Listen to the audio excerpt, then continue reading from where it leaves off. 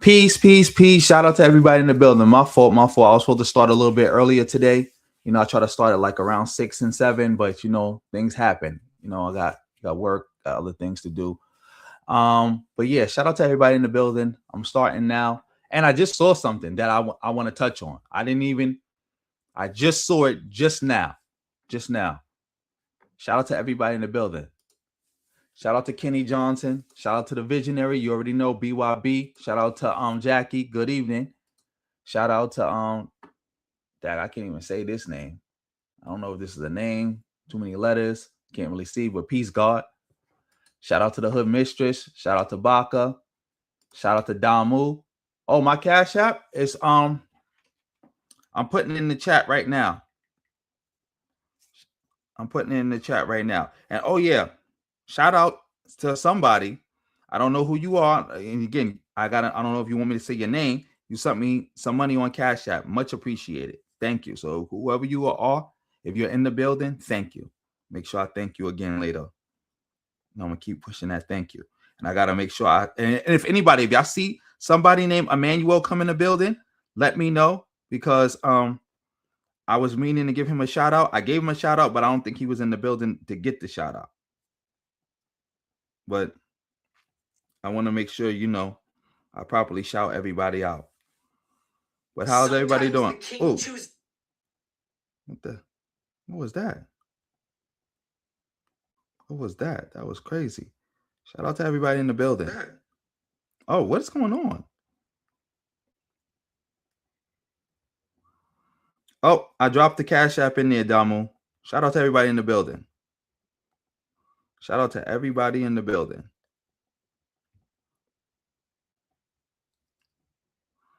Yeah, we about to get started with this. I just saw this just now. It's Charleston White, the bozo, like trying to grift the FBA movement. Mind you, a movement he was just attacking. He's trying to grift it now. I have not watched this video, but it just came across my thing because I was about to check my my Twitter or whatever the case may be. But yeah, let's get into that. Shout out to everybody in the building. Shout out to everybody in the building. Yeah, let's get into this. Let's get into this now. Yeah, we got a good amount of people in the building. So yeah, let's start. Shout out to everybody in the building. RBG for the win. Oh, shout out to Stoic J in the building.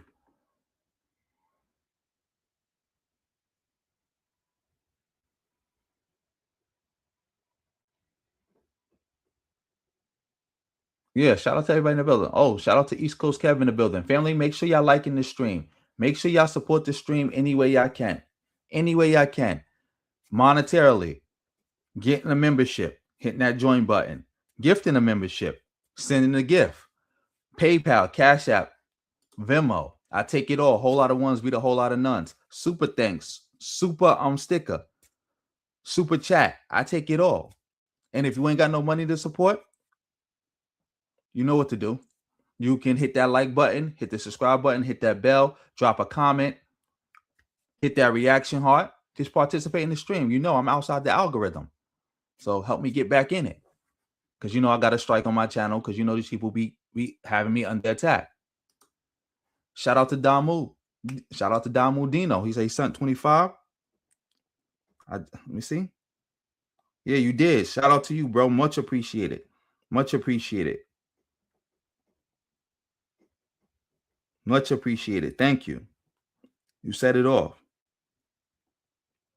You set it off. You set it off properly. Thank you. But yeah, let me set this off properly. You set it off properly. But now let me set this off properly. Let me see where we at. Let me get to this. Shout out to everybody in the building. Let me see.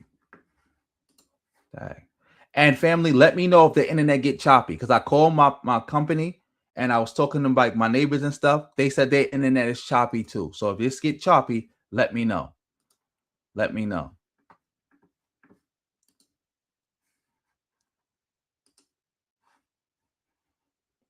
Let me know. If this get choppy, let me know. Because look, hope it's not getting choppy right now. My skin. Here we go. Let me see. Make sure. Let me see. Sure everything is good.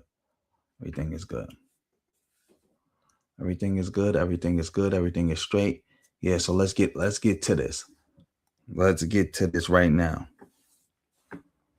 Let's get to this. Let's go. Tell me if you can hear it. Put one in the chat if you can hear it.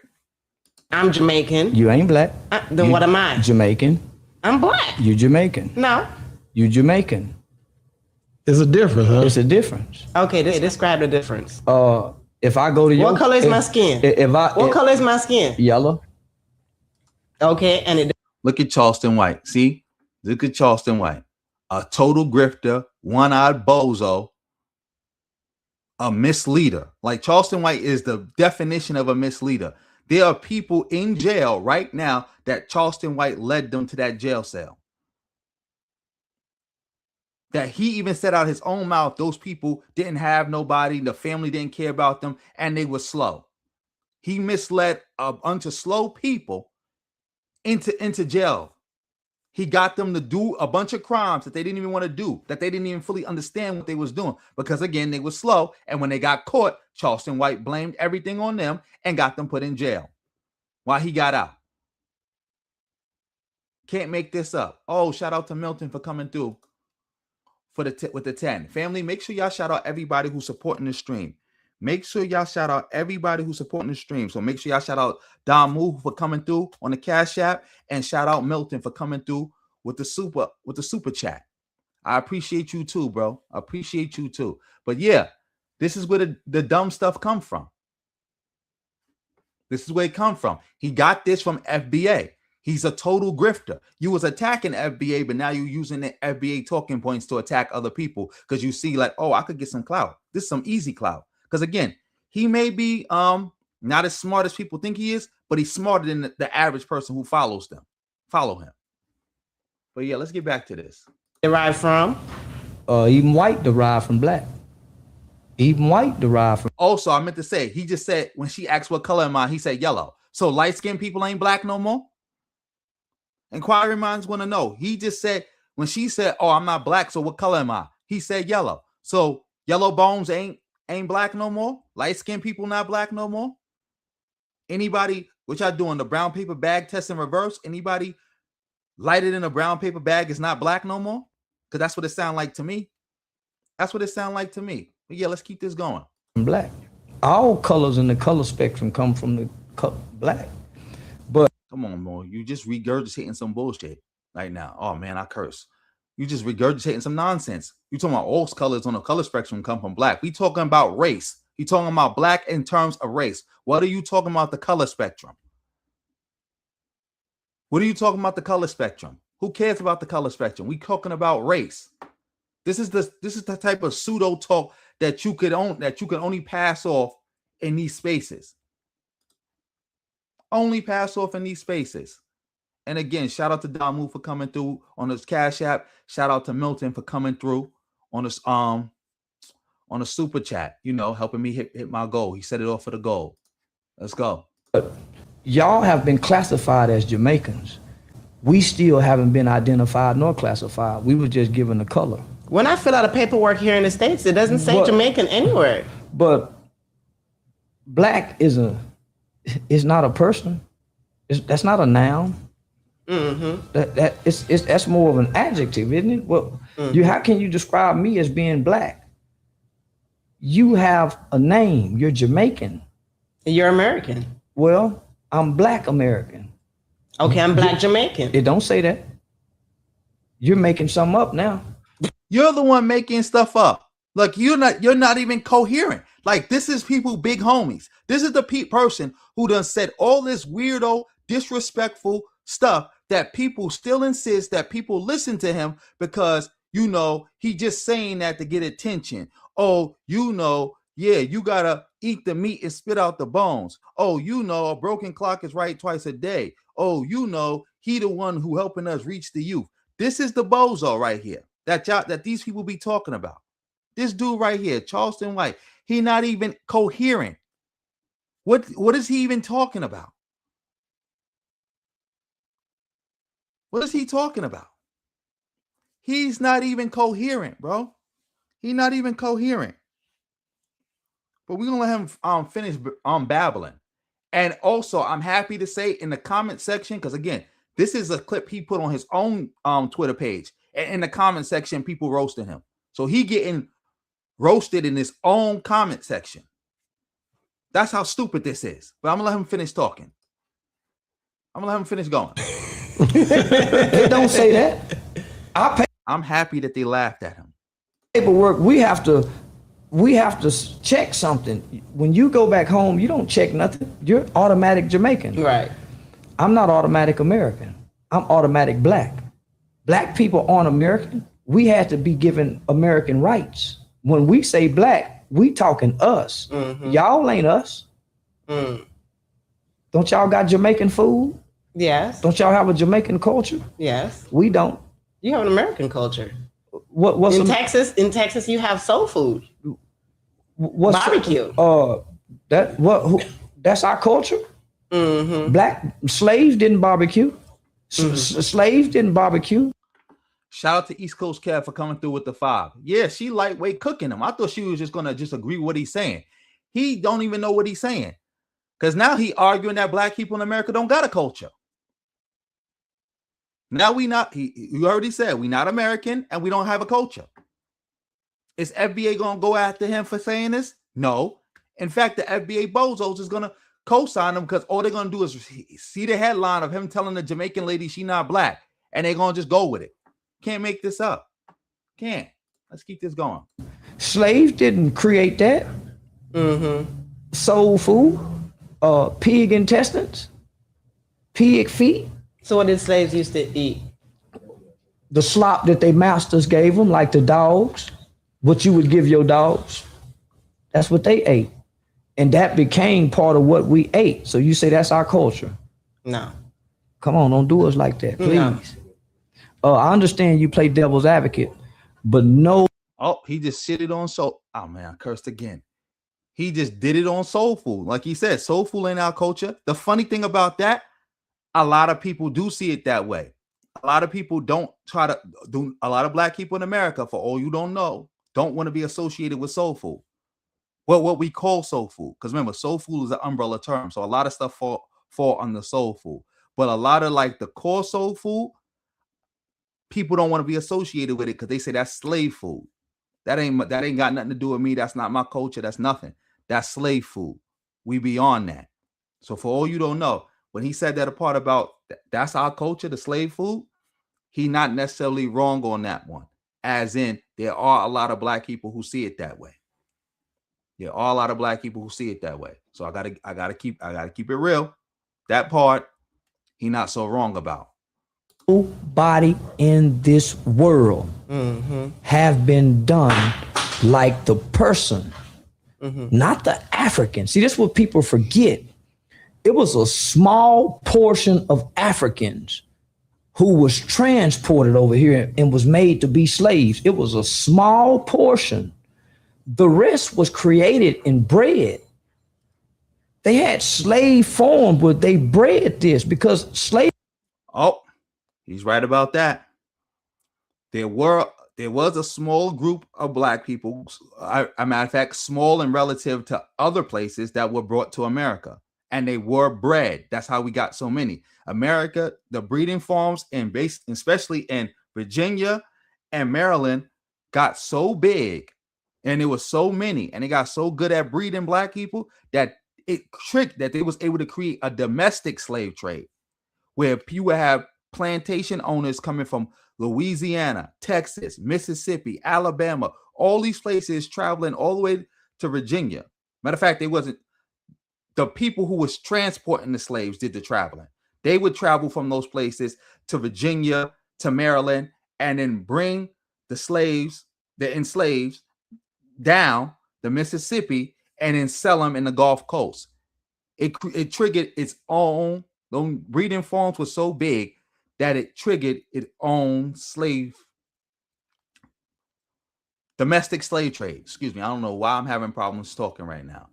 It triggered its own domestic slave trade. So he's not wrong about that part neither. The funny part is when the indigenous bozos be like, oh, they only brought about like 400,000 slaves to America. I mean, excuse me, Africans to America. So how did they go from 400,000 to us being 50 million now? It's like one bozo, 50 million now number includes anybody black in America. Two, and then they'll be like, well, what about from the start of slavery when they said the 400,000 to the end was about 4 million? How did they get that big? Easy. Breeding farms. Do you know how many kids a woman can have in her life? If you start saying like from 16, and we're going to say you want to have a kid at least once every 2 years. Do you know how many kids the average woman can produce if you do something like that? If you lay it down like that, if you put it down like that? That's how the number got so big. That's how it got so big. Shout out to McKinsley for setting it off for itself with the Canadian too. I just saw that. Thank you. Much appreciated. Make sure y'all shouting out McKinsley. Make sure y'all shouting out Milton, East Coast Kev. Also, Damu. Make sure y'all shouting these brothers out. They coming through. But yeah, let's let Charleston White finish up. International slavery was only legal for a small amount of time before the world said, no, stop this. So America kept saying, fuck y'all, we ain't finna stop this. They started making slaves, right? Mm-hmm. So the first generation of Africans who came over here to be slaves, they wasn't niggers. They was Africans. The ones who was born from the Africans, right? The ones who was forced to have sex and sleep with this one, those that was born on this land under slavery, into slavery, they were niggers. Mm-hmm. Them wasn't black people. Them was niggers. They was called nigger. Come here, nigga. Okay, he making a little bit sense, but he's not smart enough to articulate what he's trying to articulate. Because I always did call America the nigger making factory. So yeah. This, again, a little bit more truth to that, but he can't articulate it right. And he's not smart enough to try to articulate the point neither. So he don't got the language nor the intelligence to make the point he's trying to make right now. Shut up, nigga. Fuck you doing around here, nigga? He didn't have a name. So those people never thought to go back to Africa. They didn't know no language. So those seeds, we are not African seeds. We don't have no African bloodline other than what the white boy have. We was born to slaves. Nobody else was done that. And nobody else was done how those people was done. All right, that's over. I'm happy that's over. Like, come on now, get out of here. Get out of here. Get out of here. Shout out to everybody in the building. Shout out to Irvin Palmer. Yes, Jamaica is 90% black. But again, when they try to make this they ain't black argument, they're not smart enough to make the argument. Remember, and they not even making it the correct way. Like I've heard people in the past try to make the understanding the conversation about certain other black people not actually being black, because in America, black refers to something specific. They tried to make the argument, but they always understood that was what it meant to them. They never said that's what it was. They said that's what it meant to them. These other bozos have totally remixed that argument and totally delegitimized it. But anyway, shout out to everybody in the building. Let me see. Exactly. I can't see your name. What is that? Is that not Feast Groovin'? I'm sorry. Is that not Feast or no Feast Groovin'? I can't see your name too good. But yeah.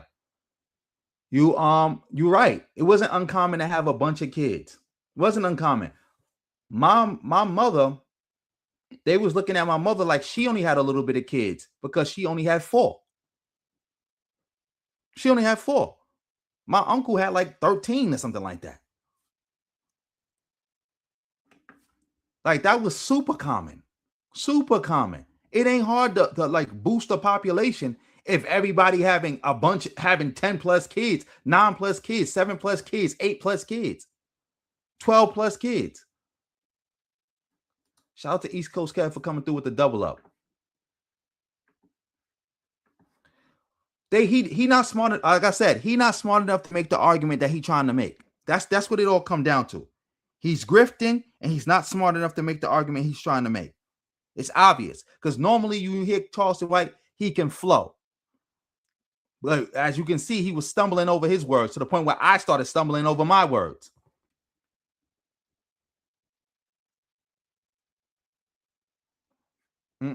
Yeah, we got to move on. Shout out to everybody in the building. Rob, what you talking about? Which white lefties bent the knee? Who did they bend the knee to? But speaking of that, let's go back to King Grifter, where he got this from. I have not watched this video, family. I have not watched this video at all. But we got to watch it and see right now what Tariq is talking about with this. Tariq destroys Pan-Africanist false history claims. Let's get into this. I have not watched this. Shout out to everybody in the building. The Oru, hop on in, sir. Yeah, last time you called me a tether. What is that exactly? So, now I don't remember speaking with you last time. What did we talk about last time? Because I was from Jacksonville, Florida, and you was telling me that I was my people. You didn't know, but you were saying I was. Were you the teacher?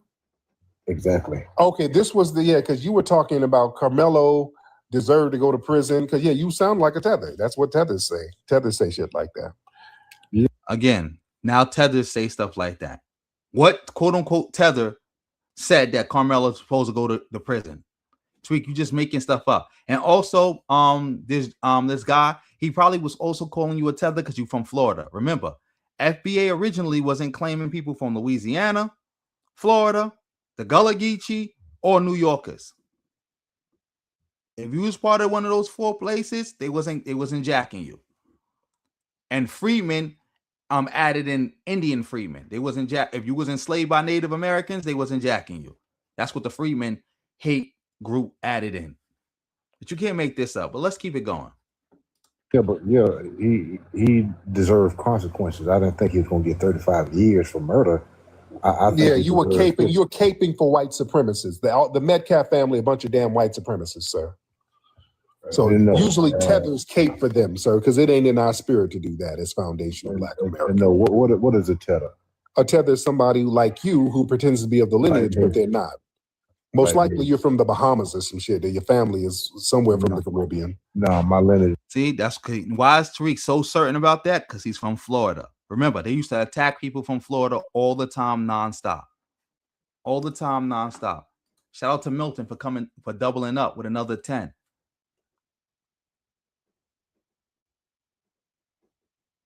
Oh, good night. Good night. Good night to Milton. Everybody say good night to Milton. He came through again. Shout out to you. Yeah, catch the playback, bro. Get some sleep. But let's keep it going. My lineage chased back through Georgia, through Charleston, South Carolina. Really? Yeah, exactly, through West Africa. Through West Africa? Through the transatlantic slave trade. Right. That's reality. That's the reality? That's the reality. And what country in Africa are your family from? We have no clue. Right. Because we're foundational, sir. We So now Tariq is arguing against the transatlantic slave trade happening. You just heard him. I just put up a video of Tariq arguing with an Aboriginal who was saying that we don't have no African ancestry, and Tariq was going against that. Now this brother is talking about how his family, telling his family tree, going back all the way back to the transatlantic slave trade. And he asked him what country in Africa. And he said, I don't know. This is the right answer. Because there is no one country. And what did Tariq say?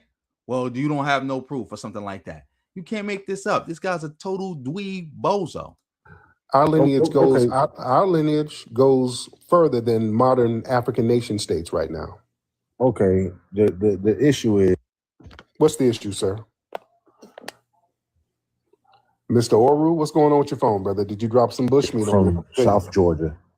You know, he said his grandma was Native American. Who? Okay, that's true. A lot of Black folks. Slow down. I don't know. Your phone went out, and I don't understand what you're saying. Now, who's from Florida? Who's from Georgia? My grandfather. Your grandfather's from Georgia. From Georgia, exactly. And his grandmother is full-blooded Native American. So we know that there are plenty of African Americans, majority of African Americans that have Native American ancestry, just like we have some white ancestry. Mm-hmm. But to say that there's a whole. You saw Tariq didn't dispute that. When the dude I said we got some white ancestry, Tariq did not dispute that at all. He did not dispute that at all. He didn't ask him what country. He didn't say how you know you got white ancestry. Where's the genealogy? What country? What country? You just said white ancestry. Do you take a DNA test? None of that. None of that. He didn't dispute anything. He didn't dispute anything that was just said just now. Nothing. Nothing. He disputed nothing. Oh, shout out to Justin March. He just came through and gifted 20 memberships. Family, this is my first moderator, Justin March. He just came through. He just gifted 20 memberships. If Justin March gifted you a membership, family, make sure you thank him and make sure you keep it going. Everybody need to thank him too. Salute him for all the support he's been showing over this whole time since I've been live streaming. Thank you. Always appreciate it. Always a pleasure to see you come through too. But yeah, let's get back to this bozo who didn't even question the fact that we got white blood. Didn't even question it. You just was questioning the African, but you did not question the white. Genetic,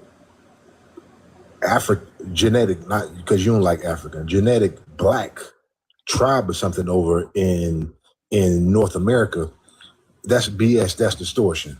How so? When there's proof of it. There's a mixture. There's a mixture through history. We know. I know. I look at myself.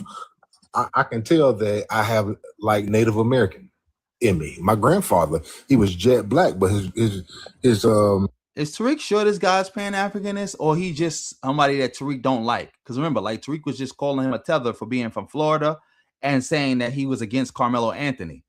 So I don't even know if this guy's actually Pan-Africanist or not. I think Tariq is just saying that because, you know, if he don't like you, you either going to be a tether, a Pan-Africanist, a Democratic shield, or a punk. He told me his great grandmother was jet black, but she was Native American. Right. She had long silky hair. There's a lot of them. Right. Okay. But You're proving my point. You're proving my point. But she was Native American. Right. You're proving my point. She wasn't black. You just said she was jet black. She wasn't jet. She was dark. Okay. Oh my God, this is getting confusing because he just said that she was black, but she was Native American, and Tariq is like, "You're proving my point." But how is he proving your point? What point is even being made? They got about 5 minutes to make this make sense, or we off this. Shout out to everybody in the building. Changing it up. You proving my point, sir. Yes. She wasn't. You are. I know, dude. I grew. Listen, sir. I grew up in LA. I ain't say nothing about. Shout out to McKinsley for coming through with another Canadian too. Whole lot of ones beat a whole lot of nuns. Yes, Tariq is glorifying the white. That's what the whole FBA movement is about. It's a white nationalist psyop. It's meant to just glorify whiteness. That's it. That's what they about. Glorifying whiteness. Oh, Lee, you out? Good night. Good. Everybody say good night to Lee. Lee always sending me fire videos. Always sending me fire videos. And you can send me fire videos too. Remember, my DMs is always open. Just hit the description box. Look in there. Send it the best way you can. Good night, Lee. But yeah, let's get back to this. Africa. I didn't say Africa. There were Native Americans, and I've seen them with my own eyes, all in Alabama, pure Native Americans, jet damn black, sir. I've seen them. Dark. Coat. Cat. Oh my God. Yeah, Cat. This is Cat. Tariq, if you actually seen that, you would have been put up pictures already. Where's the proof of this? How come Tariq get to just make claims and don't got to show no proof? Like big Cat. This is Cat. Cat. This is straight Cat. Okay. I'm talking about black as a shoe. I mean black, dark black. Right. Full Native American. You hidden colors, you know the history, but we can't distort the history. What's distorting the history? And you're proving what I'm saying, sir. Listen, all over the planet, we know that there are indigenous dark-skinned people. Right, who they would call negritos. We know that. I'm not getting into Elijah Muhammad, nothing like that. No fantasy knowledge of self. But there are dark people from Fiji that's dark. I've been there. I've seen them. I know. They're the original Asians, Chinese. Look exactly like an African tribe. Right. You're proving my point. The point is, over time, those are different people. So they had an ethnogenesis. And explain that ethnogenesis to me. What you just said, over time, they become a different people. That's what an ethnogenesis is. Right?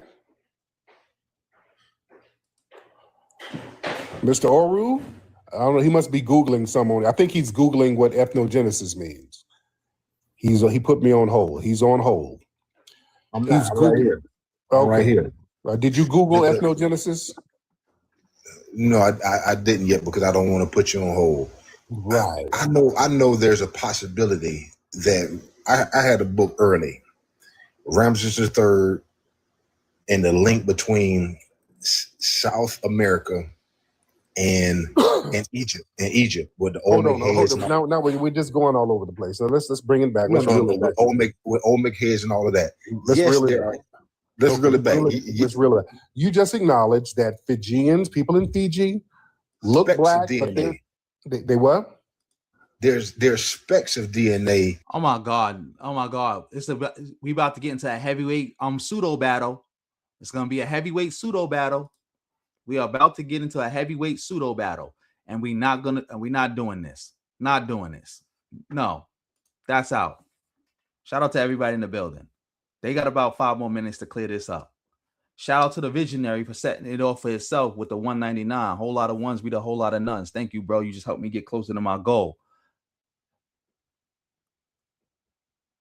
Exactly. How come we got sickle cell if we natives? Sickle cell is from Africa to protect against malaria. There is no malaria out here in the Americas. So why do we have sickle cell? Like, you can't make this up. Shout out to you again, bro, for coming through. Let's keep it going. Can't make this up. Throughout North America, but to say that there's a whole ethnic tribe of Africans and no slave trade, that's BS. That's distortion. I didn't say a tribe of Africans and no slave trade. I didn't say that. What are you talking about? You said it's not. You said slavery was a minimum of black folks that came that way. They brought, out of all the millions of people that they brought to North America, this is very well done. It's less than 6%. This ain't me. They documented everybody who came over, who was brought over. The number they had the slaves. Over time, it was 3 million total. Kinsley, sickle cell, it's like a disease that make your red blood cells shaped like a sickle, and your red blood cells do that to fight malaria. That's what it is. That's what sickle cell is. It's a disease, basically. Matter of fact, it's not even really like a disease. It's like a genetic mutation, which you can say is also a disease that makes it easier for people to survive in West Africa because it helps you fight off malaria.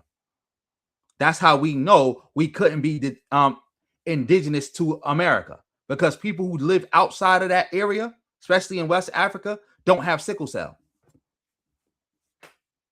That's why the sickle cell rate amongst African Americans is so high. That's the funny part about it. Like, it's so many ways to debunk this whole we are indigenous stuff and we didn't come from Africa and the slave trade didn't happen. It is ridiculous. It is ridiculous. The fact that we vitamin D deficient. That wouldn't be the case if we was in America. Somebody commented that to me, I think yesterday, and I saw that comment, and I said, I didn't even think to bring that up. I didn't even think to bring that up as a point to how we not indigenous. I didn't even think to bring up sickle cell. That's why, again, shout out to the visionary for coming through with that about the sickle cell. I'm like, yeah, sickle cell. How can we be indigenous? We got sickle cell. You can't do that. You can't make this up. But let's get back to this. In the 1700s or something like that. Not North America, not here. There wasn't no 3 million total. But over with the cotton gin. I told you. Listen. Okay. Listen what I'm saying. Listen to me. You think they brought 3 million people over here from Africa on a boat? In the span of 200 years, yes. Okay, let's look at 200 years. It takes 9 to 10 months one way to get here on a boat. That's not true. It takes about 3 months. That's one thing. So let's get that right. It takes 3 months. On top of that, if they couldn't bring millions of Africans to the Western Hemisphere in a 200-year period, then how did they get millions of Europeans here? See, y'all debunk yourself. You're saying that couldn't have happened because of the amount and the time it take to get here on a boat. So how did all these Europeans get here? Are Europeans indigenous now? Are Europeans indigenous? Like, inquiring minds want to know, are Europeans indigenous? From Africa in the 1700s. How many people you think was in that damn boat? The Middle Passage, 300. Let's say it was 300. It wasn't them many people. But let's say it was a boat full of 300 people. 200. Yeah. Let's go with a high number. Let's say a boat with 300 people on the bottom came, and it took 9 months one way to take 300 people from Africa to the America. How many? Exactly, Paul Bunyan. Exactly. Like, all these Europeans got here via a boat. Tens of millions of Europeans got here via a boat. How many trips would that take to get up to 3 million? 3,000. That's a damn lot. That's a lot. They didn't make that many damn trips, sir. That's logistically impossible. Nah, that was going on. It was a whole system. You're talking about 2 decades. 3,000 trips? You talking that about takes 9 months each? So you're saying Malcolm X and all of that is a hold on. We're talking math now. We're just talking mathematics, sir. It's you can pull it up. We're just talking mathematics. Okay, you can Google search this yourself. They got documents of every slave ship. 1,000 years for that to happen. It would take thousands of years for that to happen in those numbers. So how come it didn't take thousands of years for Europeans to get here in even greater numbers?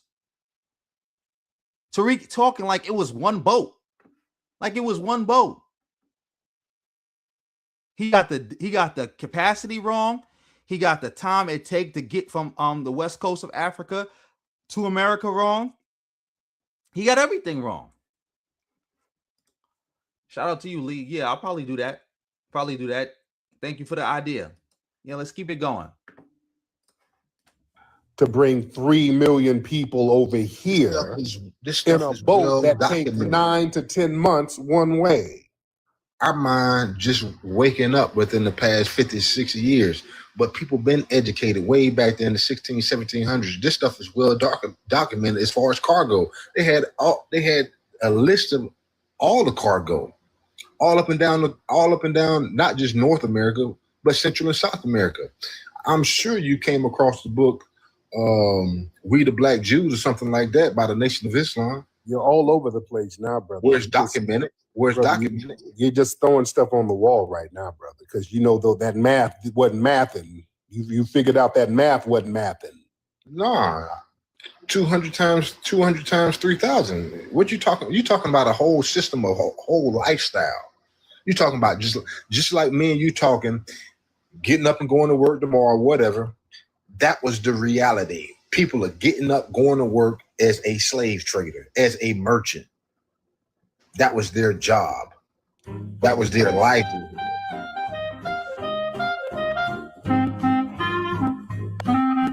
All right, brother. Thank you so much. All right. Okay. Yeah, he went on and tapped on out.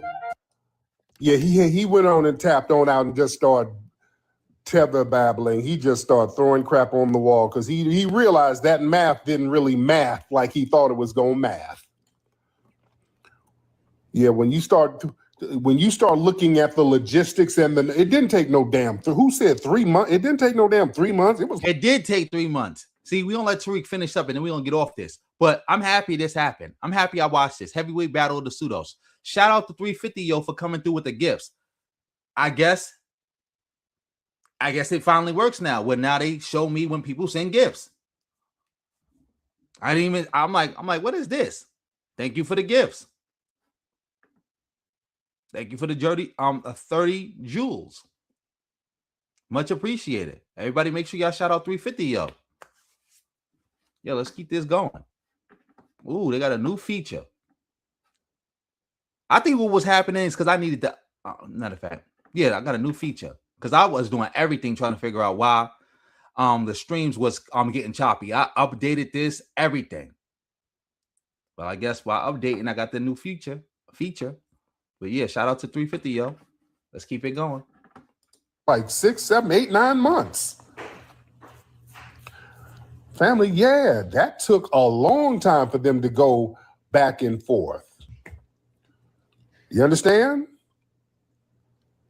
Logistically and numerically, that don't add up. That doesn't add up, ladies and gentlemen. Yeah? They didn't bring all them people over here on no damn boat.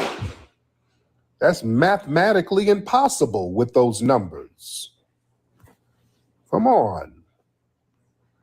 Man. Let's stop playing. Then when you just break it down and just start looking at the logistics of it, we see what makes sense and what doesn't make sense. Yeah, it would just be easier for them to say, hey, you over there in that village, that tribe, you're a Negro. Come on over here, man. We got you. Just get on that plantation. You're a mulatto. Yeah. That don't even make sense. Y'all make sure y'all shout out 350 yo for coming through with the jewels, with 30 jewels. But yeah, Tariq, this doesn't make sense. You're babbling right now. Like even your own audience had to correct you. Like, come on now. 3 months is the long way, by the way, too. 3 months is like the long way.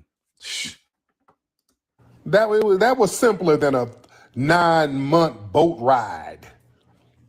You did? Where you getting sick on the boat and you got to go negotiate and it's very easy to say, hey, we'll just get one of these people from these tribes and put them on a plantation. Yeah? Yeah, no, I'm not saying, because there are people who say the slave trade by boat didn't happen at all. I'm not saying that because there are documents. Yeah, I'm saying, yeah, the trade did happen by boat. They were bringing people here by boat, not in the large numbers that they tried to lie about. It wasn't large numbers. It just Come on. Nobody's lying. Shout out to Romario for coming through with the 5. Make sure y'all shouting out Romario and everybody else who supported the stream so far. Yes, this is nonsense.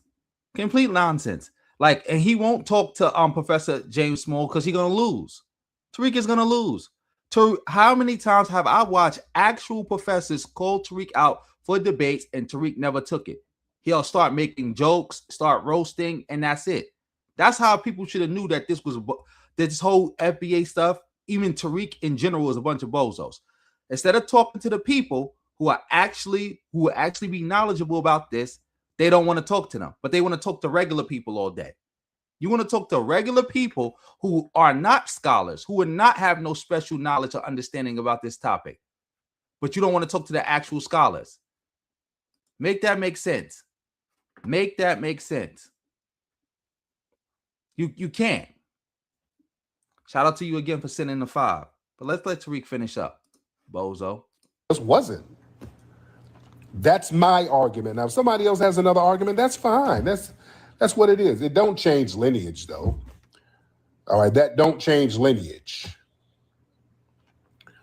All right. Well, let's just be very, very real. Yeah, we about to get off this. That we gonna be real. Exactly. Shout out to Lord of Slaughter for coming through with the $4.99. Also a member of the channel. Also one of my moderators. Yes, it's like I said, Tariq is getting dumber and dumber and dumber and dumber and dumber and dumber and dumber and dumber. That's just what it is. They just get dumber, dumber, dumber, dumber, dumber, dumber, dumber. Because it's only but so long you can promote this dumb stuff before it start cooking your brain and turning your brain into soup.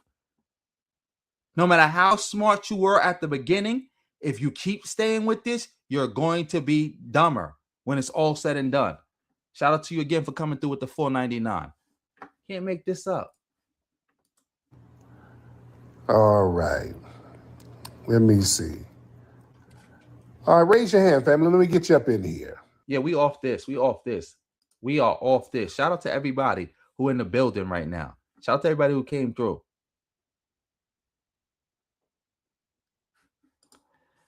You said, hey, did you post a video when the guy called him Marcus? Which guy was that? You talking about revenue? I don't think so yet. But I'll look into that. Oh, shout out to AKW Beats for coming through with 100 jewels. Much appreciated, bro. Much appreciated. High five to you. Family, make sure y'all shouting out everybody who's supporting the stream. But yeah, let's get off this. Let's get off this. Let's move on to something else. Let's move on to another grifter, but a more principled grifter at that. Asmongold. For all you who don't know, Asmongold has been basically crying about the movie Odyssey, the Odyssey, for like I don't know how long. He's been crying about it. But for all you who don't know, Odyssey was a massive success. So let's watch a couple videos of him swearing up and down it was going to be a failure. And hopefully one day soon he can put out a video explaining why it wasn't a failure. Yeah, let's start here. Let's start with this one. Here we go. Shout out to everybody in the building. To tell about the Odyssey. Snow White Latina, why are there black people in Rings of Power, and Star Wars has gone woke, comes the latest online onslaught against the diverse cast of the Odyssey. This is a real frame of Helen of Troy in the Odyssey, enhanced with grok to see it better. It's ridiculous. Nobody in the world thought Helen of Troy was black. Nobody thought that. It doesn't matter if nobody thought she was black. It just doesn't matter. Again, this is a remake, a reimagining of a fictional story. It doesn't matter. The Greeks even did this themselves. Like one of the ancient Greeks, forgot his name, he had a great quote about stuff like this, about people taking the stories and switching them around to be the same color as them or stuff like that. Shout out to Irvin Palmer for coming through with the 30 jewels. Much appreciated. And you put a white girl with blonde hair and blue eyes, and you said, this is Cleopatra, you would have all the people that are defending this attacking you. I remember my grandmother saying to me, I don't care what they tell you in school, Cleopatra was black. And so this is somebody, they're boycotting Super Mario Brothers. Oh, okay. About the Cleopatra issue. Cleopatra was a part of a white dynasty. She was a part of a white dynasty. She may have had some black ancestry, maybe 1/8. She might have been 1/8 black or something like that. She might have been like Amber Rose, if we gonna be real. But yeah, let's keep it going.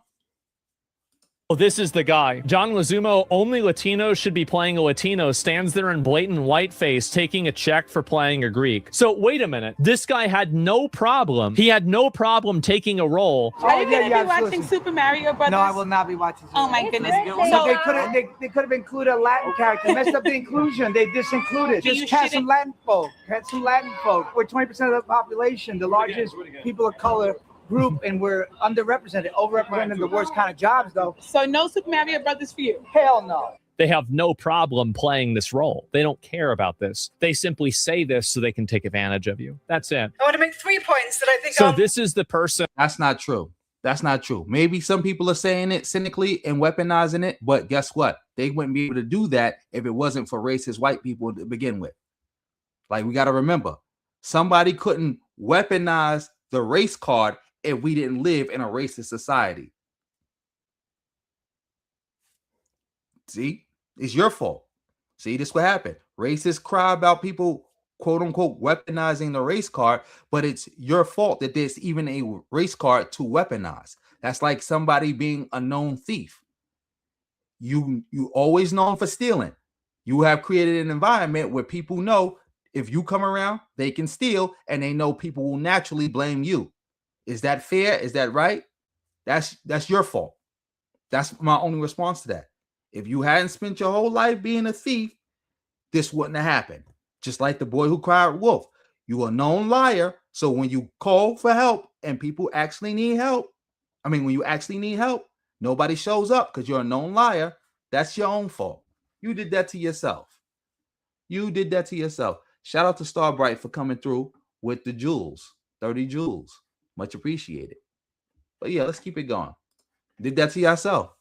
And right here, Christopher Nolan's Odyssey, translated by Emma. Yeah, thinking about it. These are the same people who cry about DEI. We wouldn't need DEI if you didn't discriminate against black people and other people of colors and other minorities to begin with. Think about this. If you hadn't done what you did, this wouldn't be the case. It's the same thing when people cry about how you can't talk about Israel or deny the Holocaust and stuff like that in Germany. Guess what? That's good, because if the Germans didn't do the Holocaust, that wouldn't be the situation. I love when people try to argue like, oh, that goes against free speech and this and that. It's a reason for that. It's a reason for that. It's a reason for that. Oh, shout out to Rob. You said Bill Maher said he left the Democratic Party. Dag, I ain't watched Bill Maher in mad long. I used to love his show. Dag, he left the Democratic Party. I gotta go look into that. Shout out to you for letting me know that. Let's keep it going. Lee Wilson. This is the translator Nolan is using as the basis for his film. This is like 2016 or 17. Imagine what the focus is going to be. Guys, does anybody want to guess? some of the fluffier kinds of press coverage. One is that my being the first woman to translate the Odyssey into English isn't really a headline that should be about me. The headline should be, why is it that this particular field, the field of classical translations of Greek and Roman texts, has been so vastly male-dominated? It's very simple one. Almost all of the stories are masculine-focused stories. Men being men, killing other men, men killing beasts, men winning wars, overcoming challenges. And so obviously it's going to appeal to men more. Like, duh. Being female doesn't in itself guarantee that you'll have a distinctively female or feminine perspective. Yeah, so you had to add that in there yourself. That's great. I'm glad. Women can be misogynistic perfectly easily. Many women aren't feminists. Many women haven't thought about gender whatsoever. For me, one of the most important truths I wanted to tell about the Odyssey, that there's an idea that this is the Odyssey. It's about an unproblematically heroic male Western hero, implicitly white, who is good because he crushes the bad guys, monsters, foreigners, and the story has a happy ending because the good guy gets back with the objectified wife and regains all his wealth and all. I'm definitely probably going to look at her version of the Odyssey. I'm probably going to take a look at that, try to read her translation. Exactly, McKinsley. Exactly. They want to be everything but the villain. They everything but the villain. Everything but the villain. And I can't see it in the chat, but somebody was mentioning about all the white people who have played people of color, black people, and these people have nothing to say about it. It's the same thing also, if you want to be real, because I was meaning to do a whole video about this, about the Clash of Kings. Matter of fact, let's see. Not the Clash of Kings, the Clash of the Titans. Let me see if I can find that real quick. Clash of Titans. Clash of Titans. Y'all can see my screen. Clash of Titans. They done made this movie and remade this movie a bunch of times on Clash of the Titans. You know the woman in the Clash of the Titans, Andromeda? She's black in real life. But every time when you watch this movie, Andromeda is never played by a black woman, and nobody has a problem to say about it. No, nobody has any issues. Like, if I'm not mistaken, the hero is Persian, but I know for a fact Andromeda is black. Let's see. Let's look at the cast.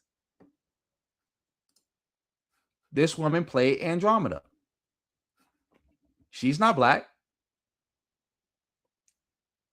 She's not black. Did anybody cry about this? Or the woman who played her in the original? Nobody cried about this. There were no tears. But let's get back to this. Another hag that's trying to ruin our culture because she hates men. So it's a nice celebration of family values, consumerism, patriarchy, war. It's a nice celebration of family values, consumerism, patriarchy, and war. This is the reason why we have so many problems that we do. We have to pretend like this stupid, misandrist bitch has something important to say. Just tell these people, shut the fuck up. No. Superiority of normal male white people over foreigners and girls. I don't think I White would like people? the Odyssey if I thought that was all it was. In fact, I know I wouldn't. I really dislike that poem very intensely. I think the Odyssey itself is a much better poem than that. Quite a lot of translators add in extra words to suggest that they're dehumanized and also to suggest that they've done evil sexual It's a narrative. which makes them deserve to die, these creatures, which there's no equivalent for in the Greek. Fitzgerald adds in death of a beast to trolls, you sluts.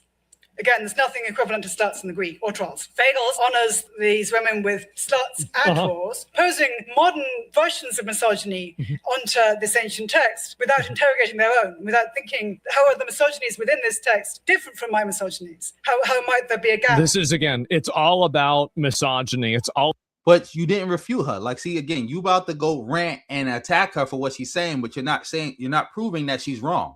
She's not wrong. She's not wrong.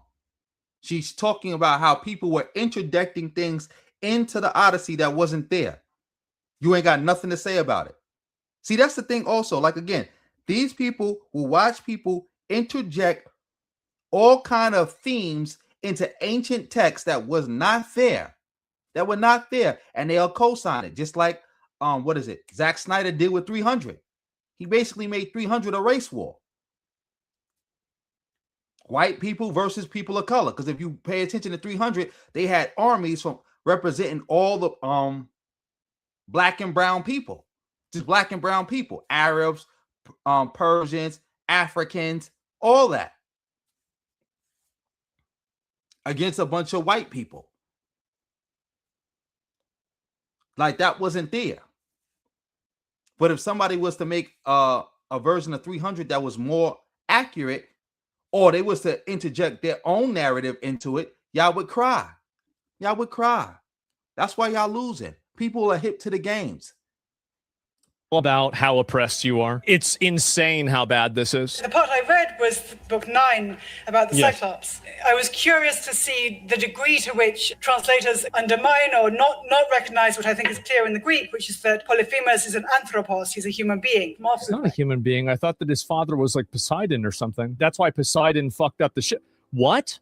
Polyphemus, that's the name of the Cyclops. And of course, that turns out to be, in problematic ways. But it's not that the whole narrative of that book is sort of saying right from the start, Odysseus is good, Polyphemus is bad. And I felt that just in looking at other translations, there was definitely this tendency to present it in that very simplistic way. Wasn't he going to eat him? Of course, the Western invader must be the good guy, and the colonial native inhabitant must be the bad guy, must have deserved it. I want to make 3 points. Oh my God. Oh my God. This is what we get.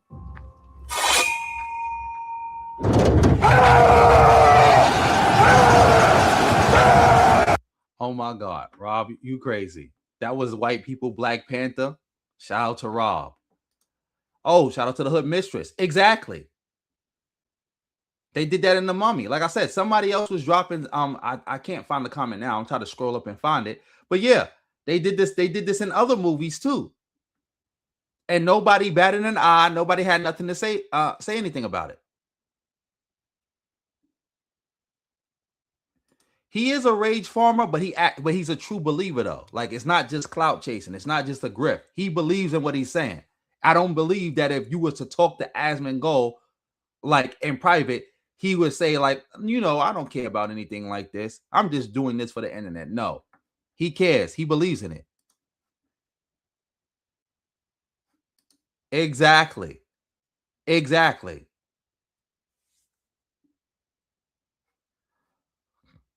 Exactly. About Nefertiti. You right, Lord of Slaughter. The Magi. The Magi. They made that Magi a bunch of Arabs.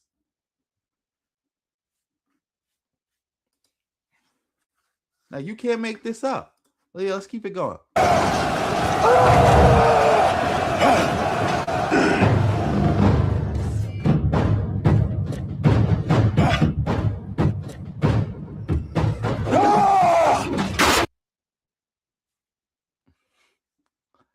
All right, that was kind of funny. I'm not gonna hold you. Whoever did that was kind of funny. Okay, I didn't know how this was gonna go, but I guess that kind of settles it, right? Yeah. Oh my fucking god, it be like that? Yeah, it sure do be like. That was crazy.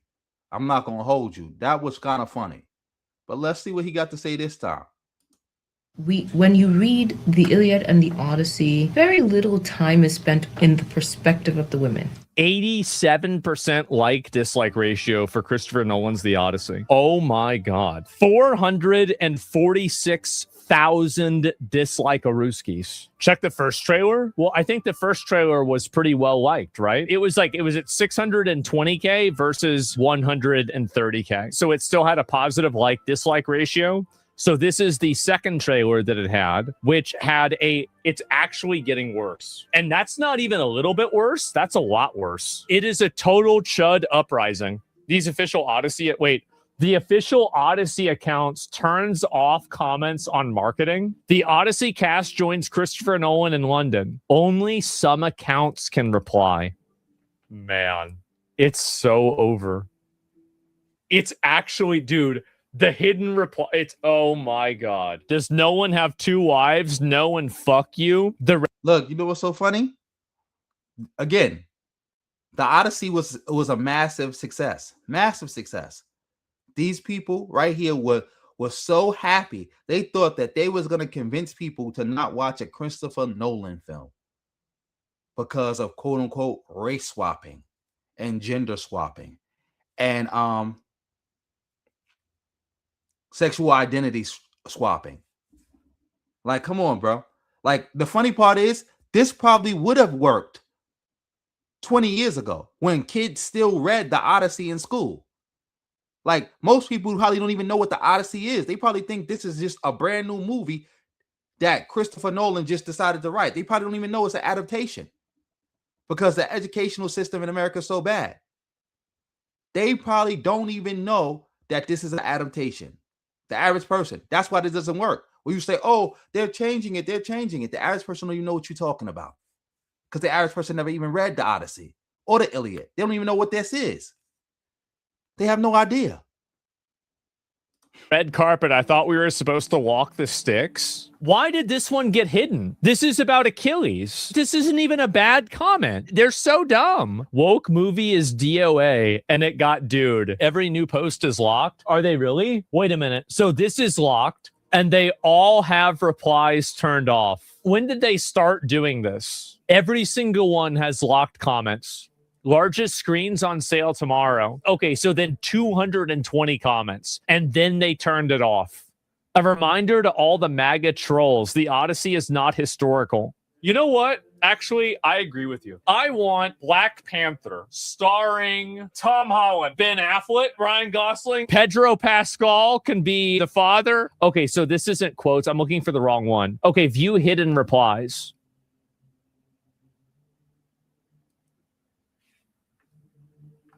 Oh, geez, guys. Oh, no. Mel Gibson is Martin Luther King. We refuse to watch this garbage. Fuck Nolan. This is just really... Wow.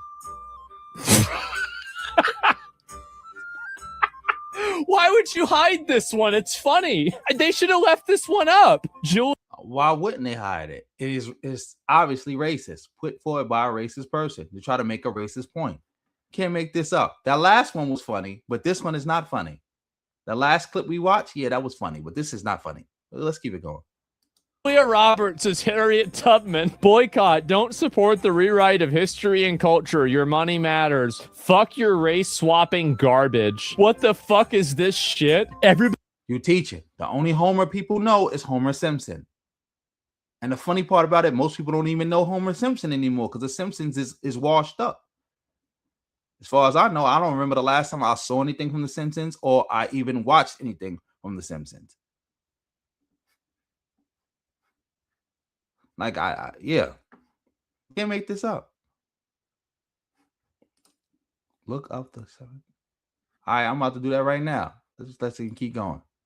But he hates it, man. If the Odyssey doesn't perform very well, I think that woke movies will actually die because you have like a massive high quality star cast. And if even this movie fails, I think it could be it. I want you to imagine really quick that you're sitting in a movie theater and you're sitting next to Homer and you watch the Odyssey. When it's over, you can lean over and go, okay, cool. What'd you think about how it ended? I'd be like, so Homer, how do you feel about the screen time given to these women considering how little you spent with them? She just called Homer, the father of Western literature, a chud incel.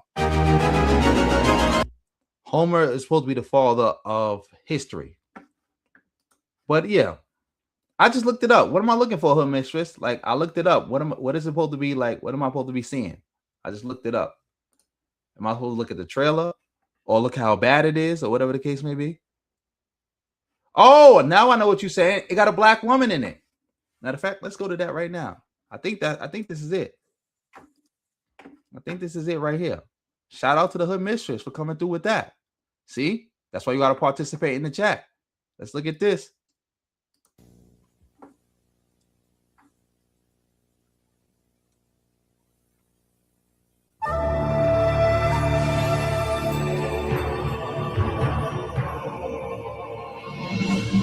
Hallmark Entertainment presents Who Are You? I am Odysseus, the greatest adventure of all time.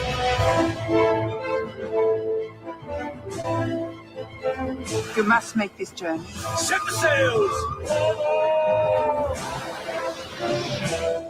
An epic voyage into worlds beyond imagining. You don't recognize me? An incredible story of wonders beyond belief. All the secrets of the world. I see now you believe. A movie event unlike any you have ever seen before.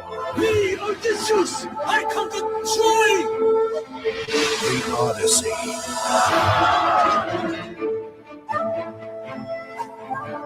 A classic adventure. Oh, I saw the black woman. Let's bring that back a little bit. The Odyssey. I think that was Tyra Banks or Robin Givens. I don't know. I looked that up. A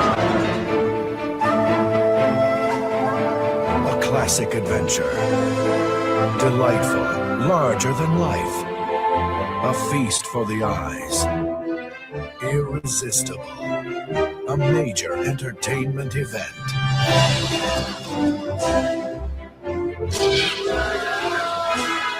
Armanda Sade, Greta Scacchi, Geraldine Chaplin, Bernadette Peters, Eric Roberts, Isabella Rossellini, and Vanessa Williams. Oh, it was with Vanessa Williams. I got that wrong.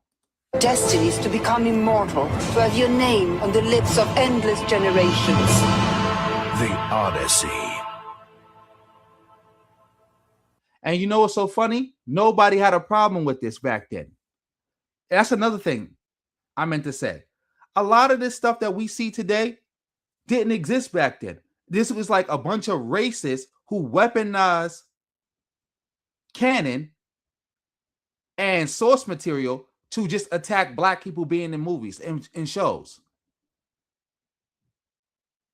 That's all they did. Like, they don't really care about these shows and canon and source material. I always say that. They just wanted to attack black people. Remember, when the Hunger Games came out, it was a big controversy about Rue being black. Mind you, if you had read the Hunger Games like I did, you would know that Rue is black. You would know District 11 was a black district. But hey, like come on. See? Oh yeah, that's Vanessa Williams. I couldn't really tell. But yeah. Shout out to everybody in the building for participating. So yeah, Vanessa Williams. Somebody said something. Yes, there was no social media back then. On top of that, there was no way to actually like weaponize it, to weaponize your racism and to get a bag off it. Remember, there's a lot of this is also grift. A lot of this, some of these people are true believers and are grifters, but a lot of them are just grifters. It's like it's an easy bag. Easy bag. Yeah, she did look like Tyra Banks with that hood on. That's why I said like that. Is that Tyra Banks? She did look like her. Beautiful sisters. But yeah, let's get back to this. But like I said, there's no way to weaponize this. Shout out to everybody in the building. Thanks, everybody in the building. Make sure y'all hitting that like button. Get them likes up. Share the stream. Support it any way you can. Any way you can. Any way you can. Yeah, let's keep it going. Let's get back to this. Let's get back to Asmongold cries. Let me see. Make sure the audio is good. Let's go.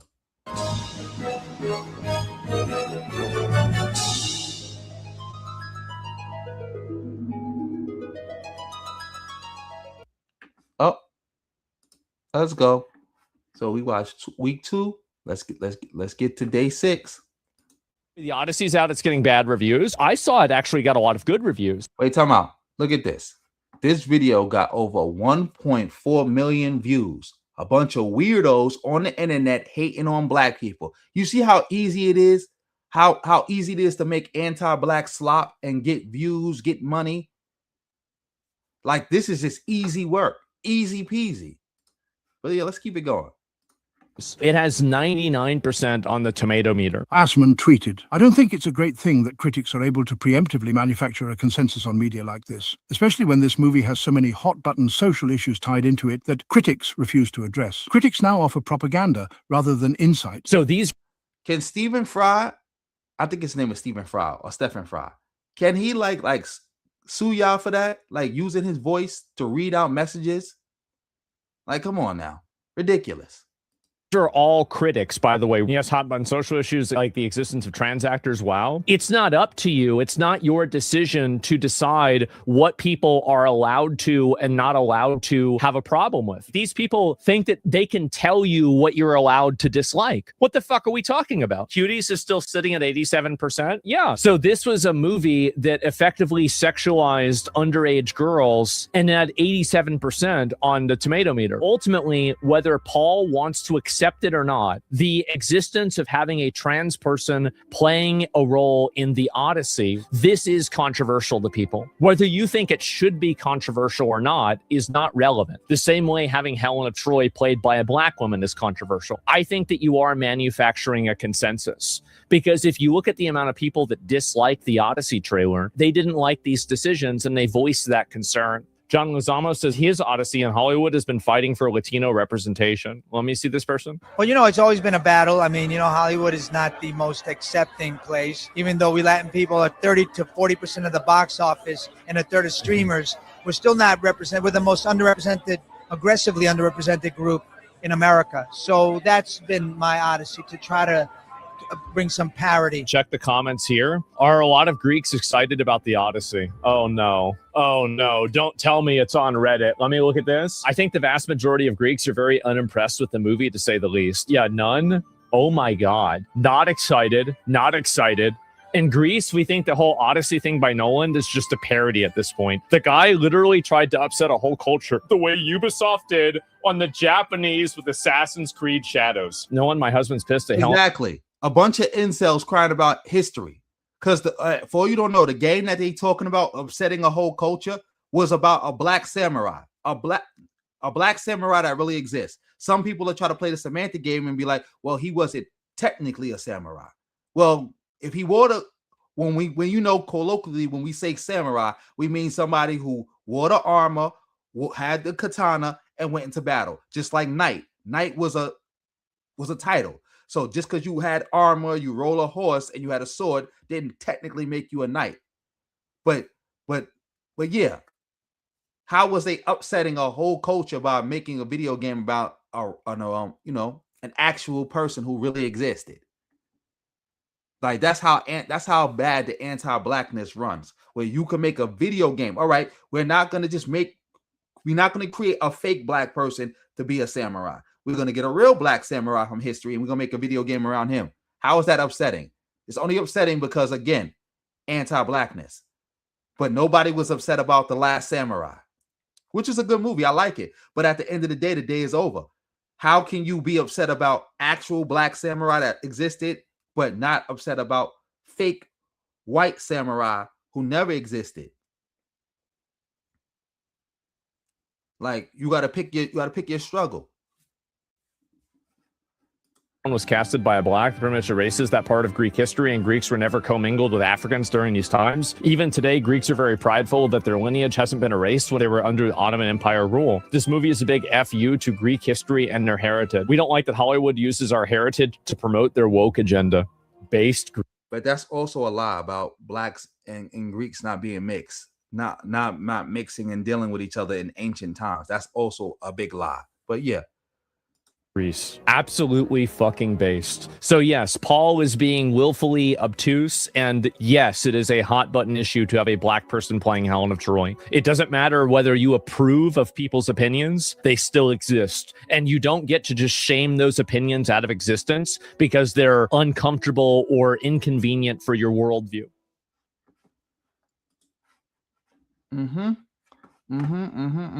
Let's go.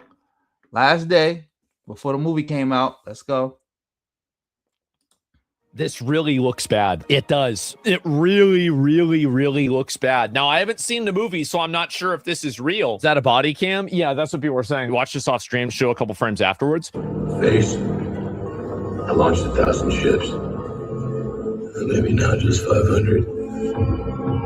Okay, this is an actual frame. I'm not going to show it. So this is the way Helen of Troy looks in the movie. Is this, I mean, there's no way this is, why would you give her a scar on her face? Wait, what? I'm not shitting you. This is an accurate depiction of the first 5 minutes of the Odyssey.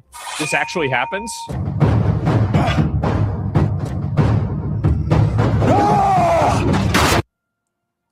Oh, that clip again. Oh my God. Oh my God. You can watch this off stream and maybe throw a frame afterwards? Okay.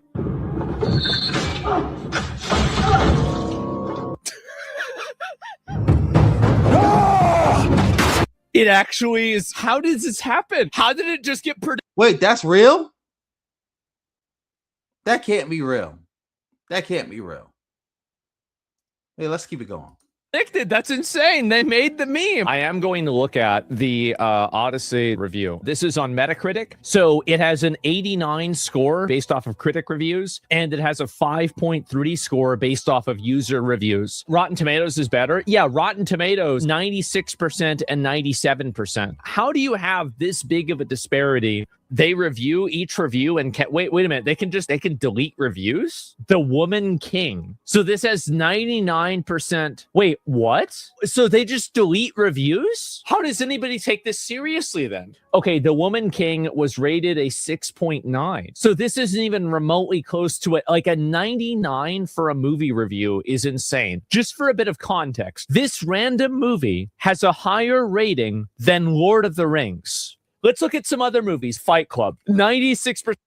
You know, it's funny that you mentioned Lord of the Rings. If you know the history, and if you read the books, you would know that Peter Jackson's Lord of the Rings is not accurate to the source material, but nobody cares because it's a good movie, and they just judged it on that. And also, the source material crowd, they don't really care about source material. They never read it. They don't engage with that. They just care about whether there's black people in it or not. Like, again, if Christopher Nolan had made this movie but had no black people in it, no people of color, nothing like that, nobody would be crying. Just like Rings of Power. All the crying about Rings of Power had nothing to do with whether it was a good story or not. It just had to do with the fact that there was black people in it. That's it. But let's keep it going. The Matrix, 85%. Gladiator, 87%. Inception, 91. Okay, guys. I think there's something wrong here. Even IGN was a bit more fair than the critics on Rotten Tomatoes. And while The Odyssey isn't perfect and can frequently feel rushed, it's a pretty great movie-going experience all the same. Like, if somebody rated The Odyssey as an 8, I would say, okay, yeah. I said before, and you can go back and watch even the first time I talked about this movie. I think this movie will be a commercial success. Critically, it will be seen as an amazing movie. We just watched you say that you thought it was gonna fail. And how it was so over, how it was gonna fail and everything now. Now that the movie is out, and now that you see that you saw the numbers getting ran up, now you're switching it to, well, I think it's gonna be a success. Like, come on now. We literally just watched you a bunch of videos talking about how bad this was gonna be, how much people was hating this, and blah, blah, blah, blah, blah. But now look at this. And the reason why is that they have to counter signal the popular message that the casting decisions are bad. And so you talk about Time out. I just saw something. Exactly. They don't delete reviews. You just got to prove that you watched the movie. They keep people from review bombing it, pretending that the movie is better than what it really is, or gooder than what it really is.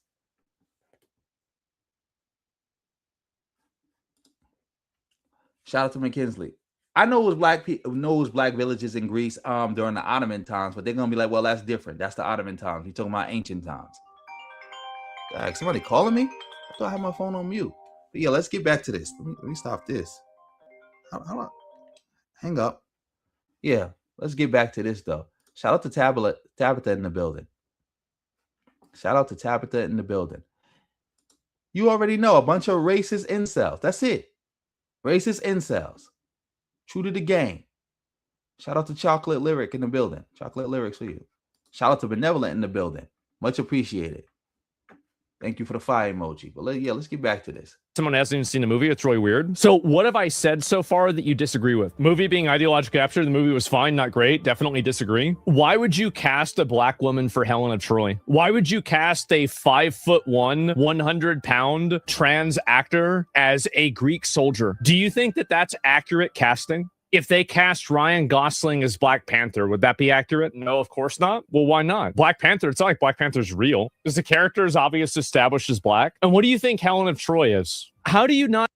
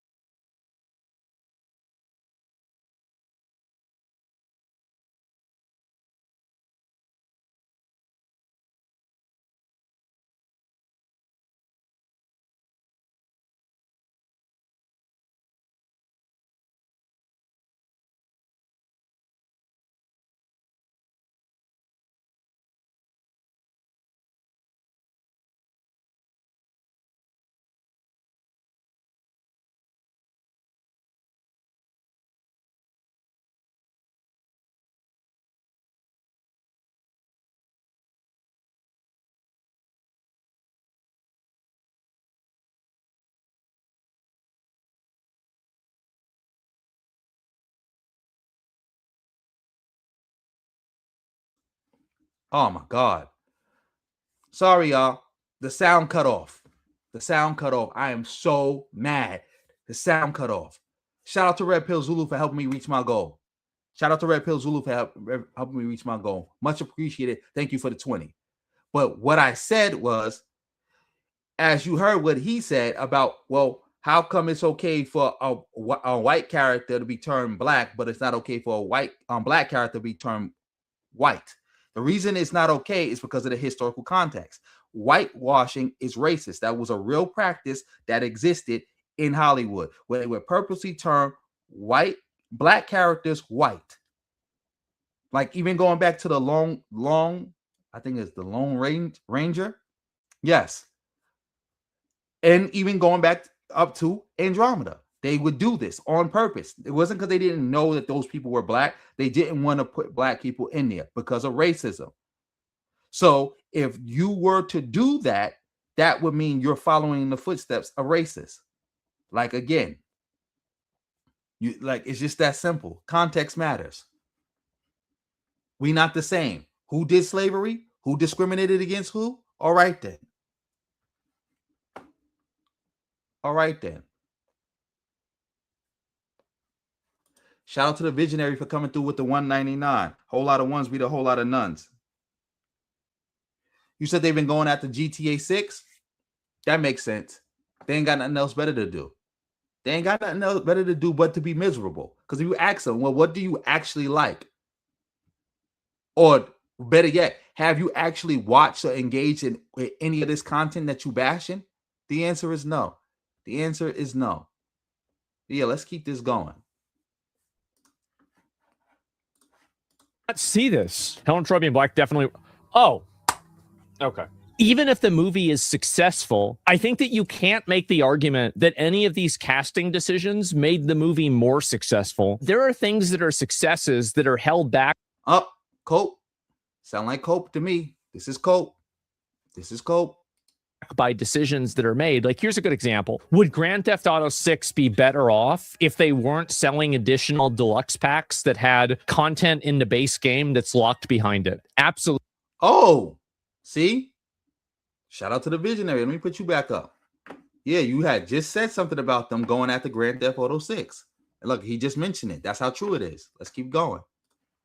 Absolutely. You basically added in a hurdle and a roadblock for something that you didn't really need to. Okay, that's enough. Again, we got it. Woman King. I think there's something. Come out. We got it. We got it. Because as y'all heard it. Y'all heard it. Right there. We again, now the cope. Now the copium. Now the copium. Because the movie was successful. Now we getting all the copium. Now we getting all the copium. But yeah, let's get off this. Let's get off this. Matter of fact, since we dealing with copium, let me see something real quick. Shout out to everybody in the building. Shout out to everyone in the building. Let's get into this. And make sure y'all shouting out everybody. Oh yeah, make sure y'all shout out to Red Pill Zulu for coming through with the 20. Make sure y'all shout out Red Pill Zulu for coming through with that 20. And make sure y'all shout out the visionary for coming through with that 199. Whole lot of ones beat a whole lot of nuns any day of the week. That's how we on it. But yeah, there was something I wanted to touch on. Let's see if I can find it.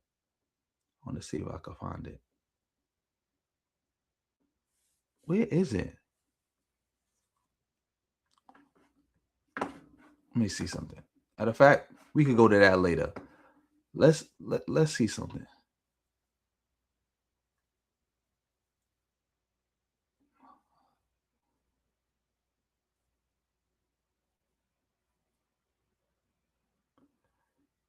What do we want to go to?